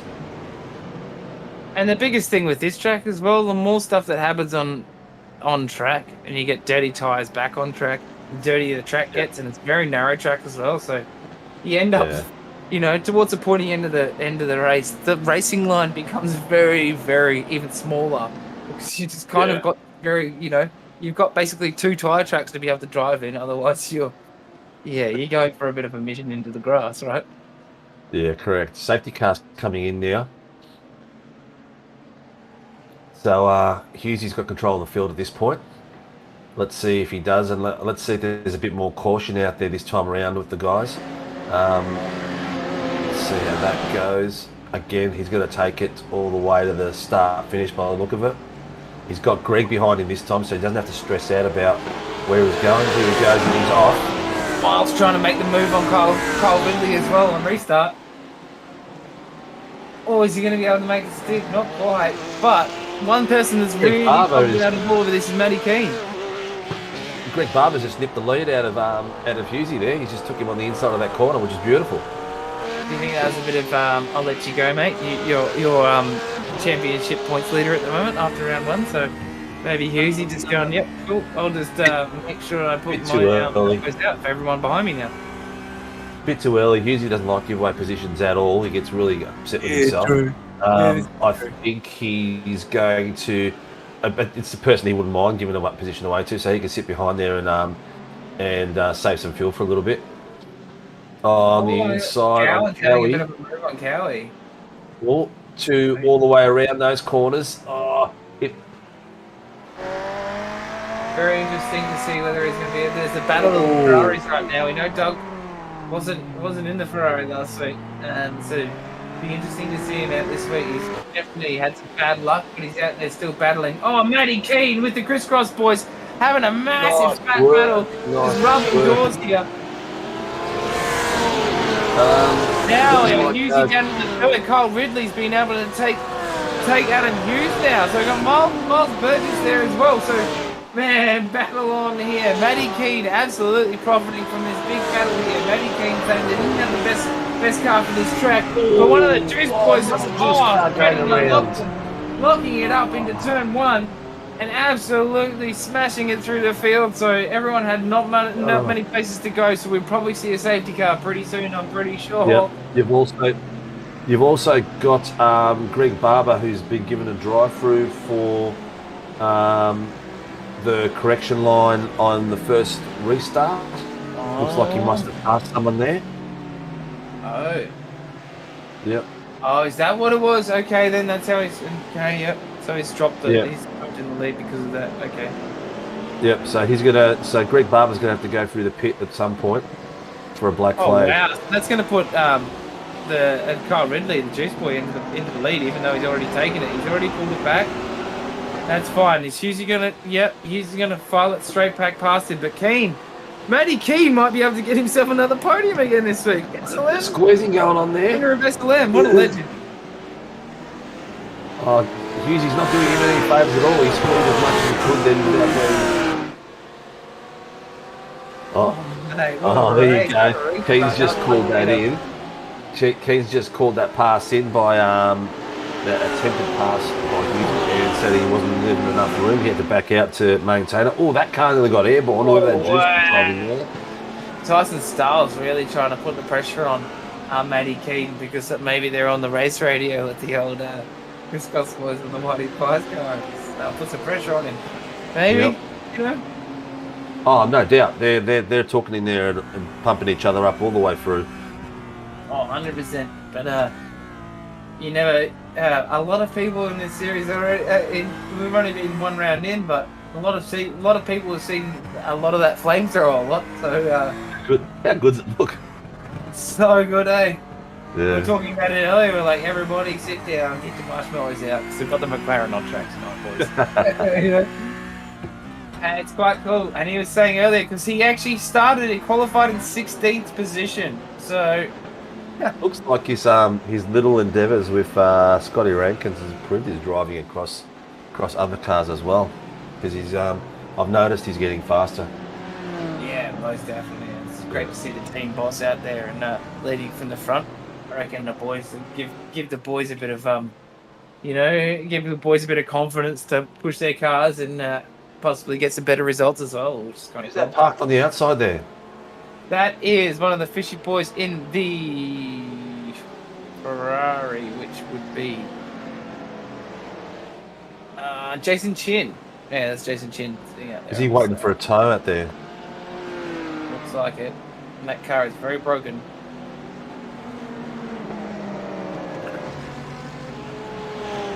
Yeah, Oh, Jason yes, Chin. very broken. You see the suspension and axle just go. Yep. Wow. Looks like he's missing the tail of the fish there. Oh wow. So he hit. Oh. Okay, now it makes sense now. So we've had a kickflip and now he's just pop shoving his car into somebody else's car. That's Wow. 2 juice vehicles in a couple of laps to lose that rear end. Okay. Yeah, so the Yeah, because there was a big. Oh, there was a bit of contact there, though. No, that was contact there. so he got nipped in the butt then. That was definite contact there. Yeah, it looks like he was a bit of a victim in that one. Oh, wow, that is broken ass. You see that wheel just flopping off on the right front on that Audi. Wow. Thank you very much to Racecraft, our round sponsor tonight. Great to have you on board. Amazing guys. Go and see them out in Perth there. And they do ship all over Australia, and I'm sure they'd ship to New Zealand as well. I actually talked to the guys. They'd be happy to ship stuff to New Zealand for me as well. So, bunch of absolute legends. Go and see them. Get your new rig from them. So, Mac, on your question there, thoughts on Jack Pickett moving into a commentary role? Look, he has reached out to me, and we're always interested in bringing on new talent. What needs to happen next, which I have said to Jack, is I need to have a discussion with him actually on the mic together, have a bit of a chat, and then we put it through our admin team and we get Stephen on board as well, also to have a chat with him, and we go from there, mate. But we're always interested in getting some new talent on if people are interested in working with SRW. 100%. We're all about growing the community and growing the team in the back end as well. It gives all the boys a bit of liberty to have some more racing time. And the fact that Jack's just started racing with us as well, so he's on track tonight. He's actually sitting in 10th position right now, up 8 spots. So He's had a great race, actually. Early incident, but he's kind of just trying to keep his nose clean at the moment. But it's hard on Winton. So good to see him out there. We're an hour in, boys. What an astonishing race we have had. That's crazy. It's a good race when it goes that quick, right? Pretty cool, but I must have been the safety car jinx, because I've sat down and I think I've watched about 15 laps. Yeah. The rest in safety car mode. Toddy and I have had a very clean race until you appeared, so the Spinovich curse just flows on to the broadcast as well. You know what it is? We actually had commentating blessings earlier, Everyone's using qualifying, and then he all of a sudden just came out and just absolutely smoked it. I was like, well, they're trying to impress me maybe so they can get on they know I do the highlight reel. They're trying to impress me so they can get on the highlight reel, but unfortunately a lot of them are getting on the highlight reel for the incorrect reason. Oh, is that why Cowie got sideways in qualifying, just to show himself off? Maybe get on the highlight reel. Who knows? Cowie is a performer, don't forget. He's a legend. He is, and he is still sitting in 11th place, up 9 spots. Yeah. I feel like he's the silent assassin. He got caught up in that earlier ruckus. He had nowhere to go. So his car was in some pretty disrepair. So he's gone in there, smashed out his pit stop, smashed out his repair, and still made it up a few more positions. Absolute legendary driver. He's the silent assassin tonight. We've barely seen him do much, but he's still right there in contentions of top 10 finishes. Who's benefited the most out of these safety cars looks like Jonathan Kiley. He's up 17 places. But he's had a brilliant drive all night as well. Yeah. So he's kept his nose clean by the look of it, and he's made through that car. And he's 17 places. That's phenomenal. That's fantastic. Brilliant, hey? And it's great to see. Yeah. Look at our top 10. Look how many different cars. There's one of every car in the top 10, which is so awesome. Especially seeing these Audis up there. I don't think they'd be that quick around here. But we'll see once these tyres go off a bit. These mid-engine and rear engine cars are going to start to drop off pretty quick. They might have a bit more pace right now, but I don't know. Who knows? Guys, while we've got a bit of quiet air time, I just want to let you guys know or ask you a huge favor. If you are enjoying this broadcast tonight, it's easy to let us know by hitting that like button, and also keep having a chat with us here in the comms box. We thoroughly enjoy your input in our races and our broadcast. It helps us get more interactive with you guys out there who follow us and support us through 7 series a week. So if you can, hit that like button for me, and if you are not following us, hit that follow and subscribe button, guys, to keep up to date with everything we bring to your viewing pleasure. Yeah, it looks like spot on there. Thanks for that, Nath. Good job as usual. When you'll be watching the Channel 31 show for round 9 in the coming weeks, I'll give you a quick heads up. There is actually a new competition that's going to be launched as well with that show, and that's going to be a competition to give you a option to win a free series race, and that will be by picking the name of our review show. Greg Barber is disconnecting because he's having parked on the side of the track there as you come around the first corner. Yeah, he's having some technical difficulties with hardware by the look of it. From what I'm hearing. That's not good. He was our round one winner. Yeah. Not good for Greggy Barber, also a part of our race control team. Yeah. Jesse McEnan saying he's going to be joining the Juice Boys on track hopefully soon. So everyone's welcome on board, mate. Get in there and have some fun. That's what it's all about at SRW. Everyone on track having fun. So at the end of the night, you get back and you feel like you've had a big workout and a bit of a laugh and a giggle and sometimes cry. Yeah, that was like in the prototypes last night. I was having a good race. I was 2 seconds quicker than Dean, and he thought easy way to get ShiBBy out of the way is just to run him off the track. Okay. That old chestnut, eh? That's typical, Dean. Safety cars coming in. Taking care of the front is Kyle Ridley. Hughesy behind him and Burgess behind him. So looks like let's see where Kyle puts the pedal down. Is he going to do the same technique as Hughesy did and wait till the control line, or will he go early? I think he'll go early. We saw him go last week. He went early. So let's see how he goes. We're watching him watching him now. He's holding them up. He's holding them up as well. Okay. He doesn't want anyone diving in on him. He's off. He's gone. Yeah, now he's off. Come on. That's it. What a mate. They ain't suffering no fools either. The crisscross boys, Adam Hughes and Mark Burgess absolutely pushing through. Have flamethrower, Matty Keane pushing through also. We got Tyson Styles behind there, but Jonathan Kiley behind him, up 17 positions in 5th position at the moment. He's one to watch. Doing exceptionally well. Good on him. I think he's going to bide his time as he's done this whole race and just try and push through. But Matty Keane, I think Matty Keane's pushing for another podium. Is that Simpson? I thought they had a bit of a nudge and contact there. He's getting close. Oh, living dangerously. Oh, both Adam Simpson and Doug Gowan's on the hunt back for their positions once again. Yeah. After bad luck earlier. I reckon I might name Matty Kerrigan like a bulldog, man. He loves to get in there. I love his style. He doesn't care who it is in front of him. He sees that gap. He wants to go for it. Oh, big spin by Cowie. Lock up. Oh no. No, he's having such a supreme race.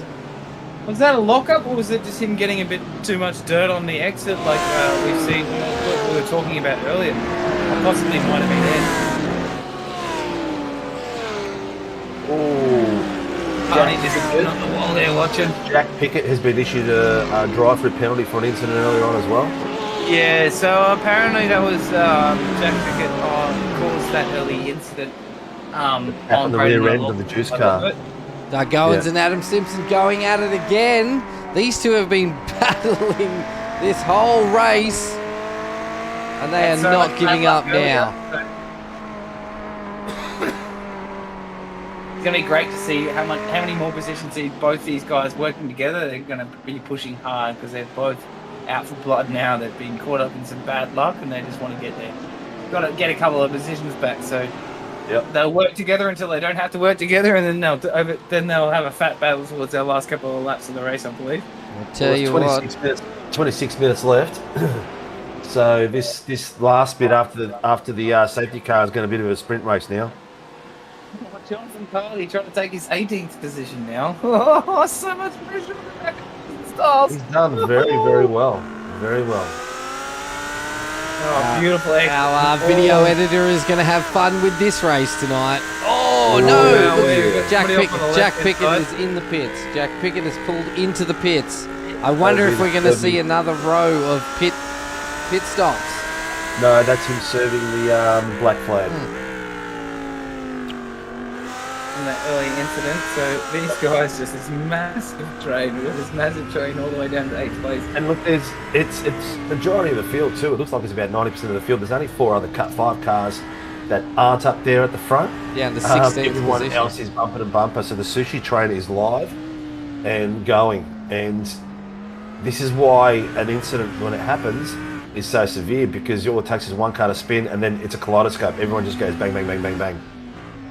Yep. 100%. I'd also just like to mention to all the viewers out there, this is actually a Pro-Am series. So one more race and we're actually going to have a Pro-Am set up. But at this point, you couldn't tell the difference between who is Pro and Am. All these guys are so hot on the tail of each other. It might be a case where they just leave them all as Pro. So, this battle saves a lot of admin. Oh, you can see the different braking points as the elastic band expands and contracts with different people. Like Adam did well. The car in front of him broke out a little bit earlier than what he expected, and he got on the brakes pretty early and quick. This is a really good tow he's got. He's going to make an effort on the inside of this corner, or is he going to think better of it? No, he's thought better of it and waiting for another opportunity. I'm waiting to see someone else hit this middle strip and get airborne now. Well, Simpson's hot on the trail here. He's really having a nudge, letting him know in the mirrors that he's there, and he's preparing for a move somewhere. He's just unnerved him. He just put pressure and unnerved him. No, Daniel Byrne of the Kittens off track Yeah. under No, pressure. he's had luck in that BMW tonight, hasn't he? Driver 808. Unlucky, mate. Get back on track. You've still got 25 minutes to make up some spots. As we go down through Tyson Styles, we got a couple of comments on the chat saying, "Come on, Styles, have a dip," from Jake Edwards. What are they calling him? The bin chicken? Yeah. No, they're calling Jake Pickett the bin chicken, I think it is, because they caused that earlier incident, but we won't go into that. That's all good. You know, things happen on racetracks. That's why they call it racing. Yeah, 100%. If it was going to be easy, it wouldn't be fun. Exactly right, mate. Yeah, Perfectly said. exactly. Look, guys, They're we saying don't... Alan Dawson certainly isn't a pro. Look, he might not be a pro, but he drives like one. He's driving like one tonight.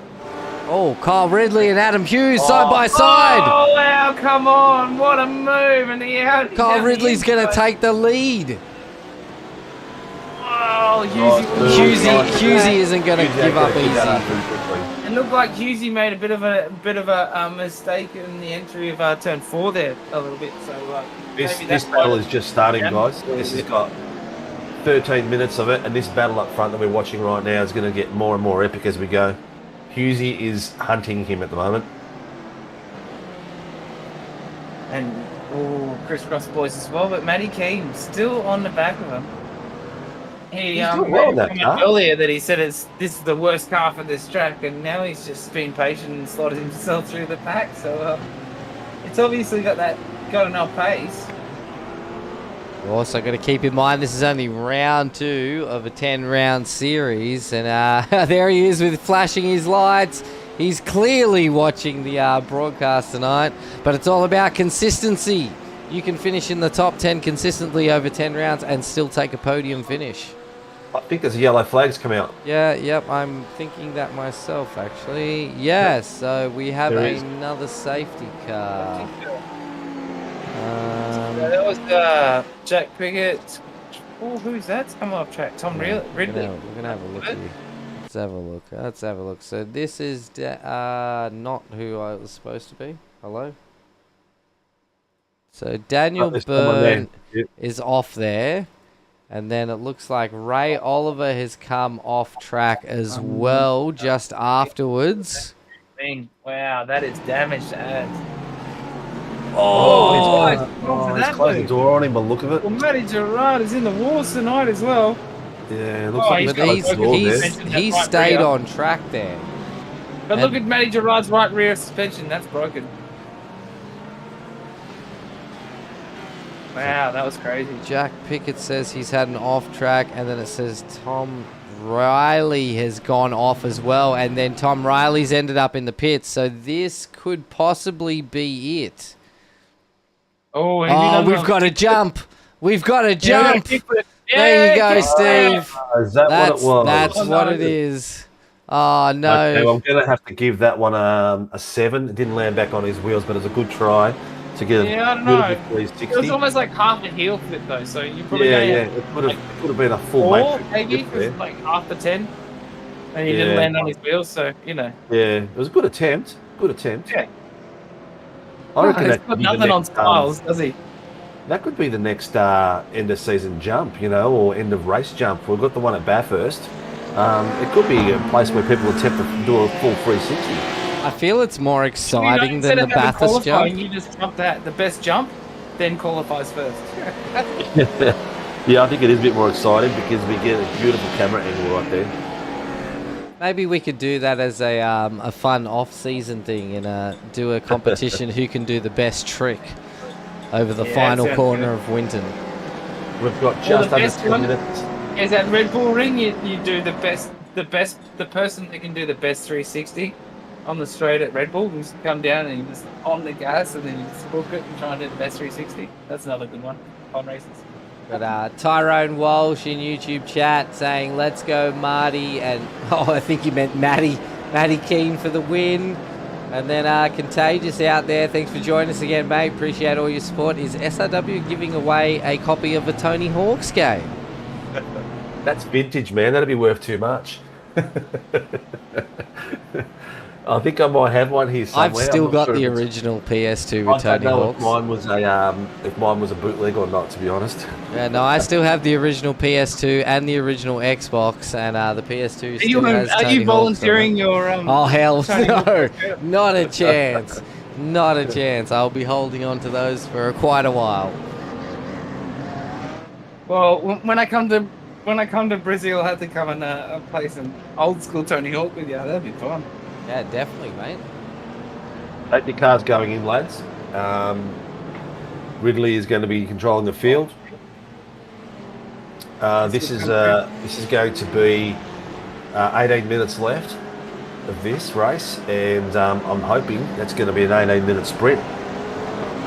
Watch Matty Keane jump. What's that? That's about what's that? About 10 laps. And so they've pulled down. So they're still sitting blistering laps between 118s and 120s across the field. Yeah. And he's gone. Ridley's off early. Oh, yeah, Steve, we saw that. Yes, come on. He's going to goal now. He wants to keep. You can see him trying to keep the tire temperature in there as well before that restart. He's obviously done a good job of it. But Adam Hughes with the crisscross boys absolutely putting some massive pressure. Adam Hughes wants that position back. Carl Ridley only just took this position back 1.5 laps ago, and then we got a safety car called. Matty Keane under pressure now. Matty Keane under pressure by Tyson Styles. We saw a massive flip from Tyson Styles earlier, and then he's back to up 4 positions to where he started again. So not a nice position to be behind Matty Keane with those flamethrowers, Steve? Not at all. And then Jonathan Riley is right behind Tyson Styles, still 17 places up from where he started. So he's doing an epic drive. And he's still putting pressure on. Yep. Absolutely brilliant driver. He has to have that driver of the day, mate. I think to myself, these boys are going to try to play it a bit safer to the end of the race, but no, not at all. Everyone's pushing as hard as they can go. It's like a mini enduro, which is like about 5 sprints. Yeah, it's crazy, man. You know, and we've seen a lot of these guys kind of pit earlier and things like that, and we thought this is going to be Thorburn and Greg Johnson going side by side. Oh. Beautiful. Cowie back into position as well, back up 3 positions from where he started. It's hard to tell that Greg Johnson. He's gone away from his normal blue livery to the red and black go. What is it? Red Energy. Yeah, it looks pretty cool. Nice livery. Looking good. And he's having a decent drive there as well. He's sitting in 15th at the moment, which is good for him. I feel like he's trying to sneak into the SRW team somehow. Changing his colours to the red and white. He'll never do that. He's too proud to do that. Andrew Lydon's having a great job as well, up 7 places. Adam Simpson top 10. on the brakes. Glitter on the outside there. And that's where we've seen Cowie make up so many touches early up in the race as well, in that same spot. Is that That's Doug Gowan on the back of Andrew He's Proctor. back into the top 10. He's had a hard-fought battle. From qualifying P2 to the chaos in the first 3 corners of the race to, I think at one point in time, he was down in 20th. Being called. I don't think he'd be a very happy camper, to be honest. Doug Gowan's after that earlier start incident, and he's just had bad luck ever since. So now we've got another safety car out. Once again, everybody. Yeah, thank you very much for the promo department. Gowan's called out to race control to saying that Andrew Proctor is giving him excessive blocking, and RC are looking at that claim at the moment. Oh! Same corner. Oh, and he's on the safety car. Oh no! So this was that was a so that was Ray Oliver. So we already had damage as well. Nathan Gardner has actually spun himself, but Ray Oliver has actually skipped the curb here and put himself straight into the fence. Boom. And that's the safety car right there, ladies and gentlemen. Yeah, but Ray Oliver had already had a bit of damage to that rear wing as well. You could see it was a bit bent before that incident as well. So maybe he didn't have as much downforce going into that corner as what he expected as well. So, and on cold tyres, just coming off, quite warm tyres, they're cooling down quite quickly. A quick safety car being pulled. It's difficult for a driver to deal with, to be honest.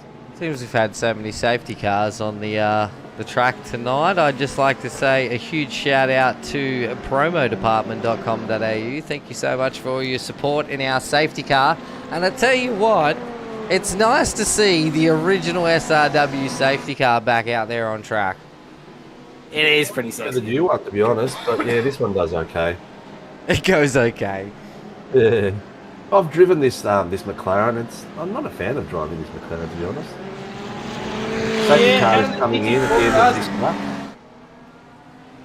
It's kind of the first one you start with for GT4 cars, and then you realise that it's not all that fun to drive, and then Yeah. You sort of everyone goes because it's a McLaren. Woohoo! It's going to be good. Tyson McAvoy should hang up the Nismo racing suit 11 laps down. That's by Ryan Adams online. McAvoy should put the racing suit in the washing machine and call it a night. Well, I think he's done more cleaner laps than some of these boys tonight. Guys, I just want to remind you, if you are enjoying this broadcast tonight, hit that like button. It is the cheapest way to help support SRW and our broadcasts. It also puts yourself in a fantastic position to win the Racecraft racing rig and seat, which is worth at least $1,800, and it's a spectacular bit of kit to win. And that'll be drawn when we get there. We're at 575, so we had a few new ones come in this week. Get in, get your family involved, get your friends, watch you racing. If you're out there racing and you're watching the replay, it's all about having fun and getting a mate involved in it as well. But safety car's going to go in here, and then Ridley will be sitting up front, controlling the field and having the pressure of Mr. Hughes and Mr. Burgess on his back. But let's not also forget our Racecraft, our round sponsor, Warren and Brown, the supporters all the way through, Toyo Racing, that supported us for most of last season. I still call them as new. Tim. Yep. Here we go. Interesting to see on this restart. He's going to go early again.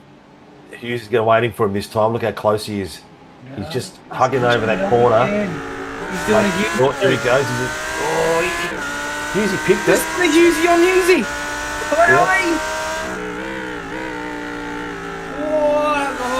Watching these curves. He's driving absolutely on the hunt. Absolutely. Oh, he's going to make it do it. He's going to put the nose in. No, he's letting him know. Oh, he's letting his friends over the track as well. Trying to pounce on these crisscross boys because he knows these crisscross boys are trying to look at each other's teammates, and that's what he's looking at. Matty Keane might be able to jump these boys. Get another his second podium. Matty Keane's got some good set of cojones, man. He's driving nice and aggressive. I'm loving it. So good, eh? Especially Aggressive but fair. When I mean aggressive, I don't mean dirty. I mean he's putting his nose in. He's letting the driver in front of him know left and right mirrors, showing his nose there so they know that he's there, and putting the pressure on. And you can see all the time, biting. Look at him. That car in front knows that Matty's behind him and knows that Matty's going to try to make a weave. Look at this. He's totally. So Matty's making it seem this lap, I reckon. He's going to try and make it look like he's going to do it this lap, but next lap. He's just is this a shake and bake? Ooh, it might be almost. Oh, Andrew Lydon up into 7th place as well. Oh, Andrew Lydon He's got Adam Simpson right on the back of him. The BMW versus BMW. Oh, and he's on the better line, Andrew Simpson. There's no way you want to be on the outside. Andrew Lydon on the. Oh, very respectful driving from both of them, though. Very nice. Very nice. Andrew Lydon's still in the top 10. Well done, up 6 places. Simpson has pulled his way back, so he's got one more position to go up to get back to where he started on the grid. And Hughesy like a hound, is on the back of Ridley and not giving up. Oh, look at this. He's pushing the nose. He's trying to show the nose here a bit. I'm getting the feeling that Hughesy is just... is that Keane making a pass there? No. It's Gowans on Proctor. Gowans on Proctor.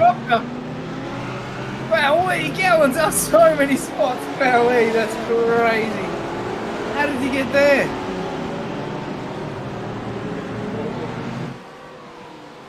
He's been scorned by that corner already this race a couple of times, so he was very cautious that time.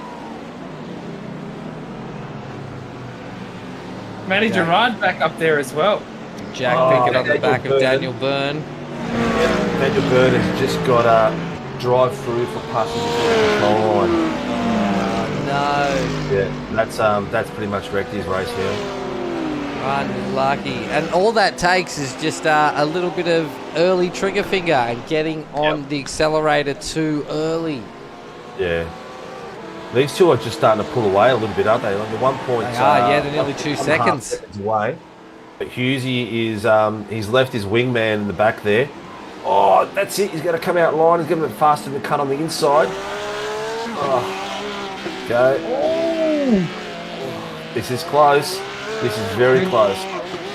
Really getting a bit squirrely. You can see with this Audi, his tyres are starting to tell now at this point of the race as well. We've only got 8 minutes to go, just under 8 minutes to go. So he's starting to pull a gap though. He's starting to pull away from Hughes. Woo. So I wonder if Hughes' tyres just don't have it. There's a lot more weight in the back of that Porsche than there is in the it back wants of to be the that Audi. section of the track suits the Audi that bit more. Most definitely, because I think, you know, Winton's very much one of those tracks you need to keep up that mid corner speed, and he's definitely doing that. That's why we've seen, you know, the mid-end and rear-wheel drive cars, all the Audis, you know, the Porsches and the McLaren as well, definitely dominating here. It'll be very interesting to see when we go to places like Long Beach and Brands Hatch and stuff. It's going to be very interesting to see. You're excited for Long Beach, aren't you, Toddy? I'm so excited for Long Beach, man. Cowie's in the wall and he's called it in. Oh no! Cowie's not in the wall.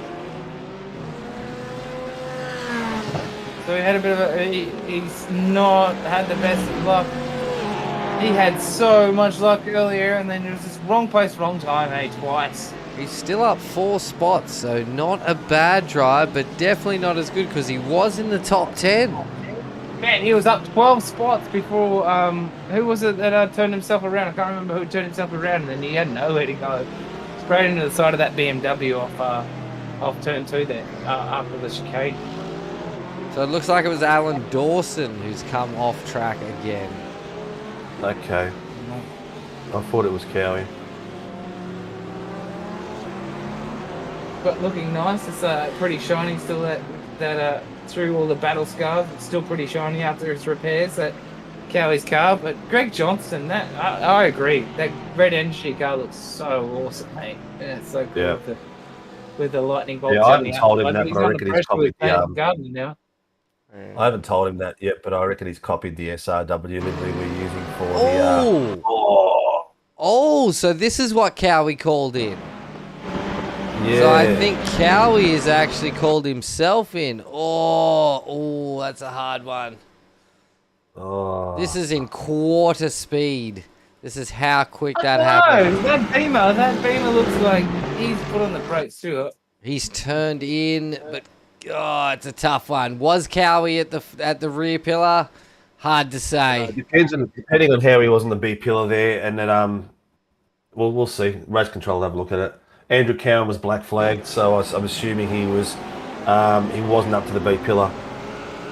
And like that though, he'll call himself out if he thinks he's in the wrong. So. Yeah. Well, he has got the black flag.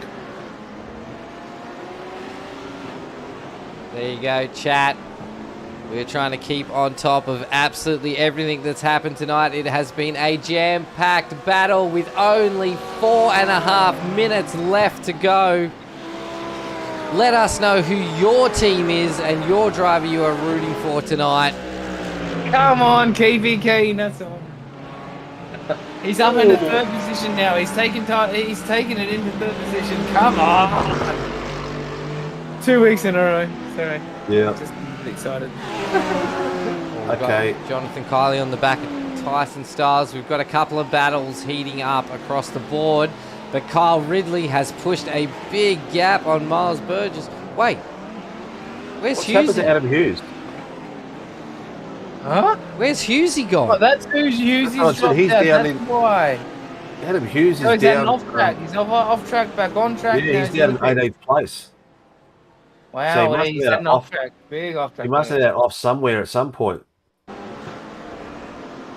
Not round the last corner. Oh, no, he just clipped the wall. That would have done some serious damage to that car as No, well. Hughesy. I want to get him in the He's, comm box after that, just to ask him how he That is felt. broken. That car is very broken. Yeah, that car is toasted, I'd say. That is definitely a broken axle, I think, there. That's crazy. So that's put Matty Keane into third. Yes, Yeah, correct. that's what I was saying. That's what I didn't understand. How did Matty King get in third? Yeah. Crazy. Matty King. Just talking himself down as he always does. And He's Patar. no, it's not the best car for this track. He's Patar just patient. Pavlovich is up Good into stuff. 9th place, 15 spots up. What a solid drive from the Century Motorsports driver tonight. Oh, fantastic drive. And we've seen some awesome improvements with him, and especially through last season, even towards the end of last season, so many improvements. Now this season, just see him split himself up to the positions. 9th, 10th and 15th. Matty Gerard up 11, Peter Pavlich up 15, Nathan Gardner up 12, Greg Johnson up 15 as well. So the Jonathan top from the- Kiley up and 18. 18. Oh, yes. Yeah, That car looks is like it needs a over good the polish too. And he's been patient, man. He's just been patient. But he's been in a bunch of those melees, and he's just had a bit of luck, and he's just had quicker reflexes than everybody else to get out of it quicker, I think. Doug Gowan's just gone through the pits for a black flag as well. Oh, let's see. So, Oh, no, Guys, not Doug guys, Gowan. there's less than 2 minutes left. This is it. this is it. What a brilliant drive from everybody. I think we would have seen a lot more pit strategies if there wasn't so many safety cars. But Matty Gerard, I have to say a special shout out to Matty Gerard as well. He's been involved in basically every big incident tonight, like inadvertently, but he's still ward himself, but just battled himself back up there again and again and again. I think Matty Keane's got himself a deserved podium there. He's been like a pit bull on that track and working his way through and just being persistent. Yeah, most definitely. I think that's his real world sprint car experience coming through. I think, and his go-karting experience and stuff like that. Matty Keane's a big real world driver of many different cars, and from an early age and things like that. So he's a very, very accomplished driver in real life as well. So I think some of that bulldog, maybe that's his new name, because he's bringing a bit of that sprint cars bulldog into GT3s now. Yeah, I love it. This is white flag, Here goes boys. white This is flag. white flag. Yeah, Kyle Ridley's got himself a 1.3 second gap on Burgess, and Burgess has got a 1.5 on Matty Keane. These three guys would be crazy doing anything stupid at this point. You're looking at it and saying, well, the podium's a podium, and just make it clean to the last lap, because anything can still happen. Tyson Styles is up into 4th place, and he's sitting another 2.3 behind them. But behind that is Riley and Simpson, and they're thinking about that second position and trying to fight their way through for an extra point. Yeah, they're doing a brilliant job. And it's Kylie too.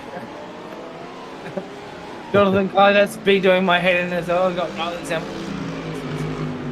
Pavlovich is still pushing Matty Gerard, and we've also got Daniel Byrne on the back of Greg Johnston. So there's a couple of little battles we've got here towards the final of round 2 of your Sim Racing World 2023 Season 1 GT3s. And Greg Johnson might not be the fastest guy around here, but he's going to be one of the hardest to pass. He's got very wide elbows. And you can see that Danny Byrne's got a bit more pace on him there, but Greg is putting his car in all the right places to make it really, really hard to get past. And here we go across the line for the winner of our round, Kyle Ridley, followed by Burgess and followed by Matty Keane with flashing his lights like a crazy man. Yeah, with that flame-throwing McLaren, Matty Keane. Wow, that done, was mate. close. Well Did done. you just see how close Adam Simpson and Jonathan Kiley were as they came across the line? I'd actually like to see it have a replay because I reckon it'd be crazy on the profile. 100%. We see Barney just waving that checkered flag just wildly. Not a very ergonomic motion there at all. He needs to look at that. He's going to do his back. Yeah. And Doug Gowan's still on the hunt, still trying to get past Andrew Proctor as they go over the line. Cower with a great drive. He still came up 5 positions. He was up 12 positions originally. Ran into some bad luck. Great drive from Cowie as well. Great drive from all our drivers tonight. What an interesting race, man. Wow. I'm glad I came on board tonight and sat through this and created all the safety cars like I normally create them when I'm on track. Just curse to the commentators straight up. We had some blessing of the commentators. A lot of really good battles all the way up and down the field tonight. Really impressed with some of the driving. Really fair. Like some of the passing, having 2 cars around corners on this track and not creating contact is really, really hard. There's some slippery corners, and I reckon hats off to these guys. They did an exceptional job. 100% agree. This is Tyson Styles, Jonathan Kiley, and Adam Simpson all fighting around the last 2 corners. Look how close these 3 were. Yeah. Any little bit of a mistake, and Adam could have easily jumped them. Nice and clean. And that's the biggest thing as well. Adam Simpson, that's like his 3rd battle back through the pack for the whole race, you know. That's you know what? I'm listening to the drivers as well as we're going, and there's such an appreciation for each other out there. Guys apologising for little taps, and guys saying, "Look, I'm sorry, I ruined your race," and guys saying, "Look, it's racing." There's a lot of respect out there in this field of drivers, and it's really good to hear.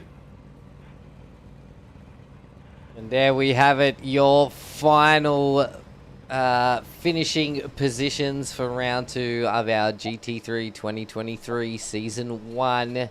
With Kyle Ridley from Frog Leap Juice Racing taking the win. Miles Burgess from Crisscross Racing in 2nd, and Matty Keane for his 2nd podium of the season for SLM Motorsports. Oh, good.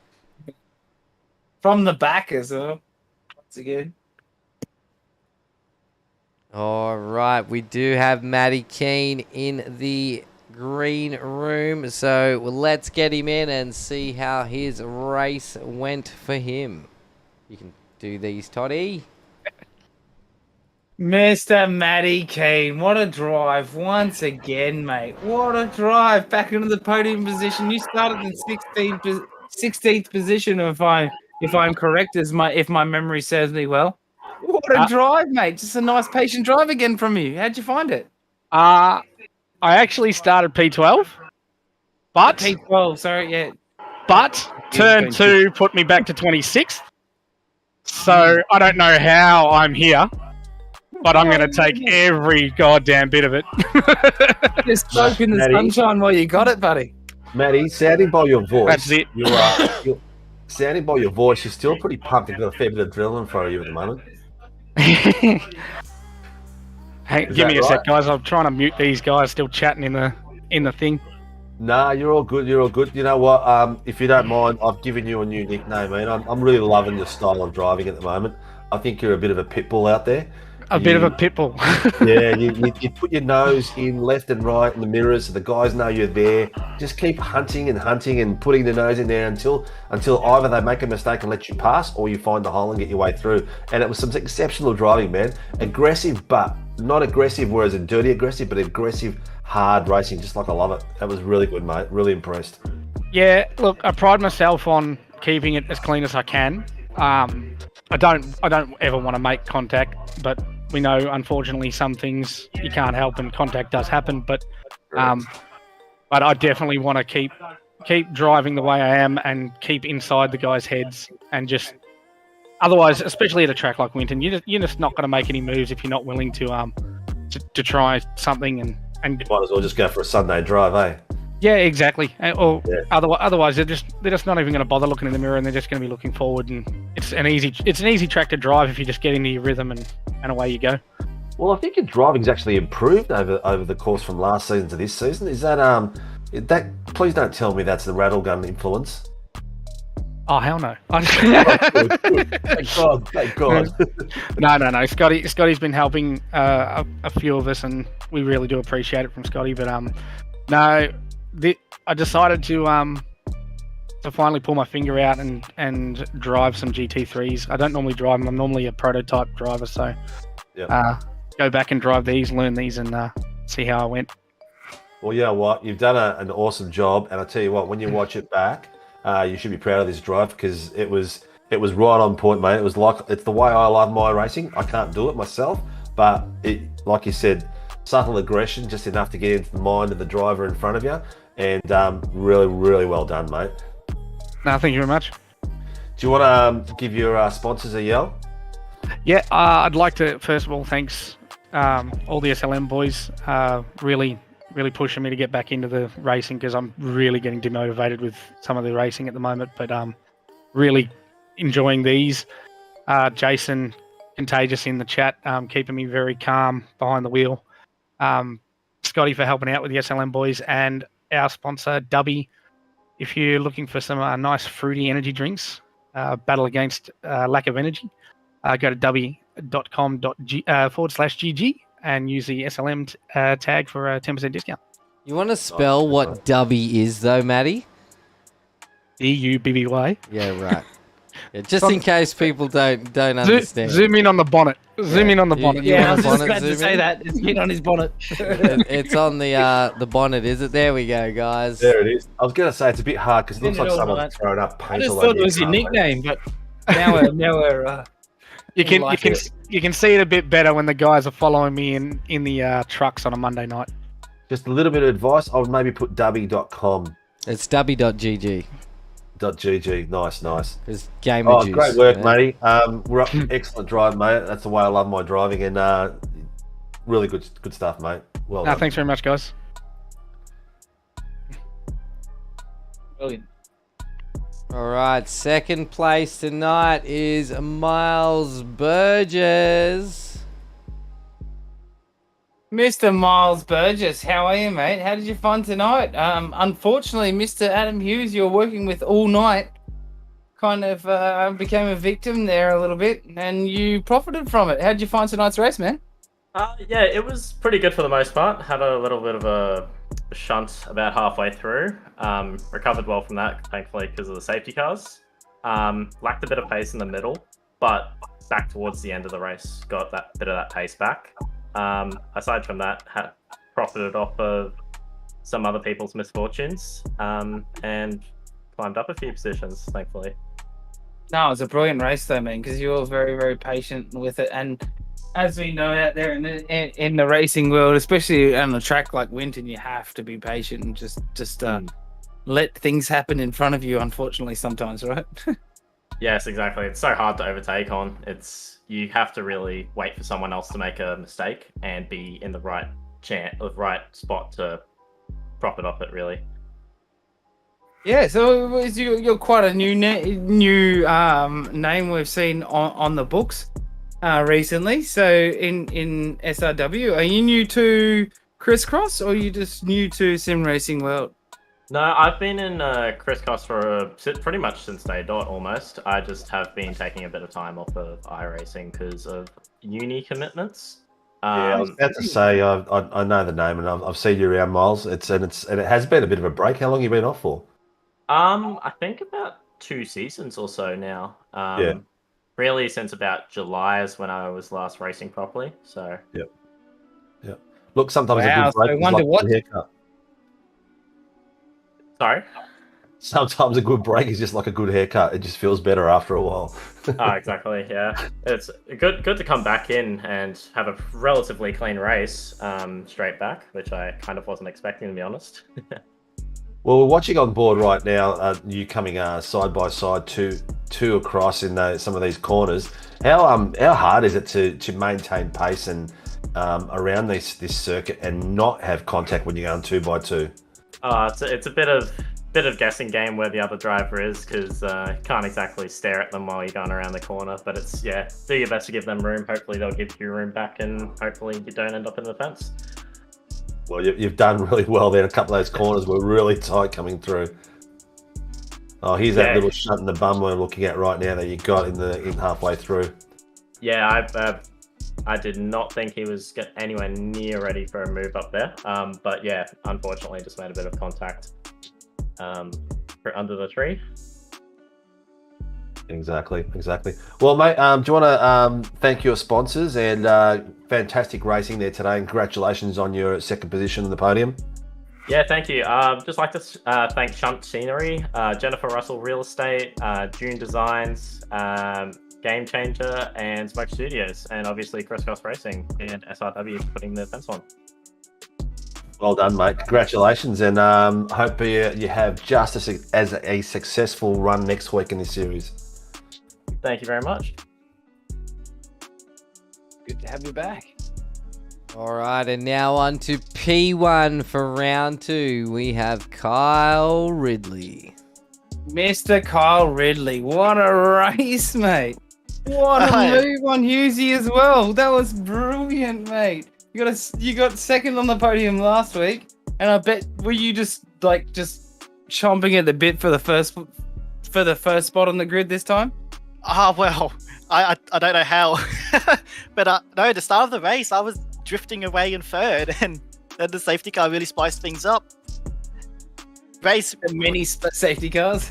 Yeah, look, I'm not. When I'm watching racing, I'm not a fan of them. But when you're sitting there in P1, not quite the best pace, you encourage them.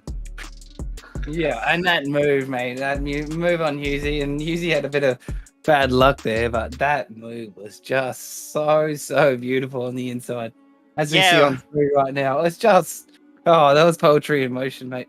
And you knew you had it as well. You'd be setting it up for at least 2 laps. Is that what we saw on screen? Was exactly what you were seeing and what you were thinking in the car? I knew it was a critical move because the lap prior he was parking on the apex and I was done for a bump and run, so I had to give it back to him.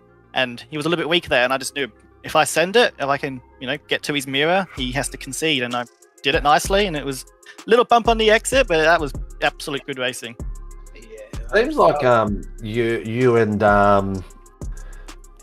Adam Hughes spent a bit of time racing each other. I remember last season as well, a couple of races you guys were just either one of you's behind or one of you's behind in front.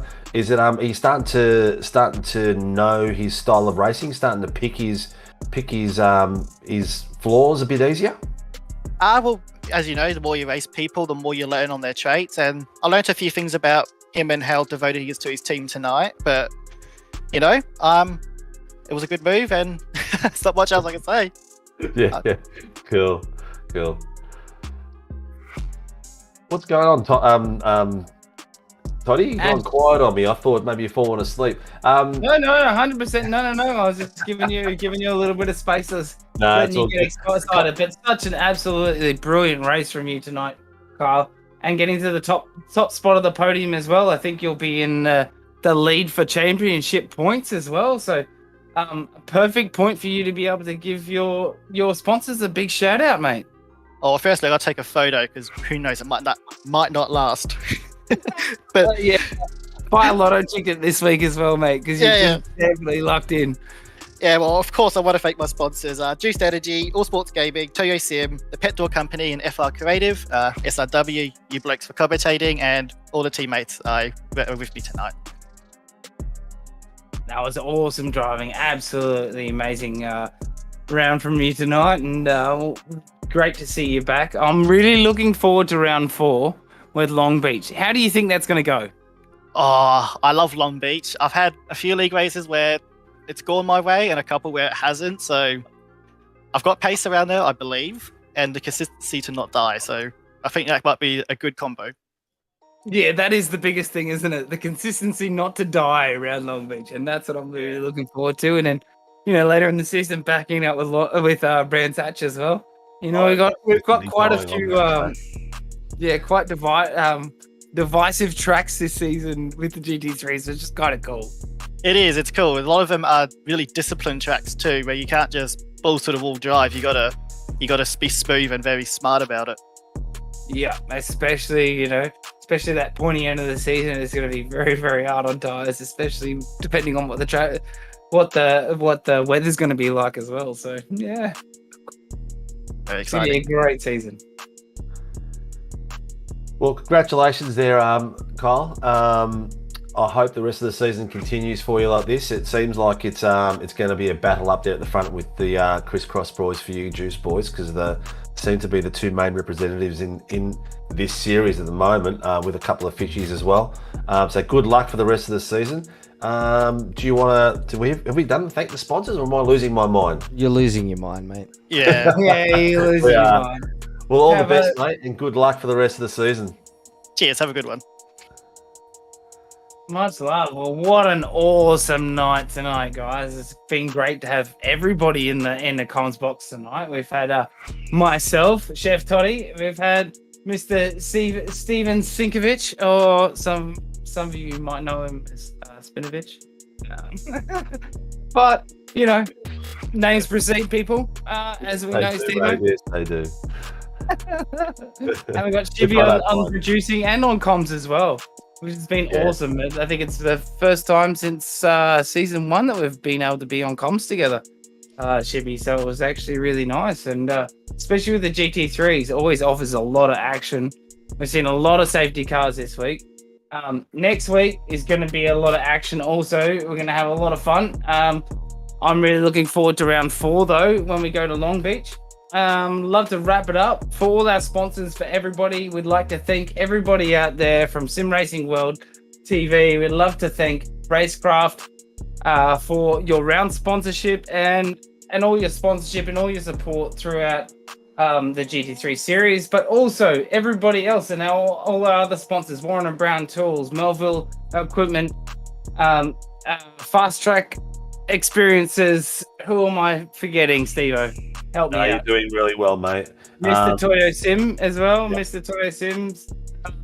Great people out there. We've got some amazing people on board that really help us out. We couldn't actually do this without any of your support. And everybody out there, if you're out there in viewing world, please hit that notification bell. Click the subscribe button. Make sure that you're here for all our streams. We have 7 different rounds per week. We are live 6 nights a week. We all need a day off, right, Steve-O? Look, you know what? It's a passion for us, and we all love it, and that's what keeps bringing us back. And we love. Look, tonight was my night off, and I came on and I saw a fantastic race, saw some fantastic racing, and it gives you that buzz.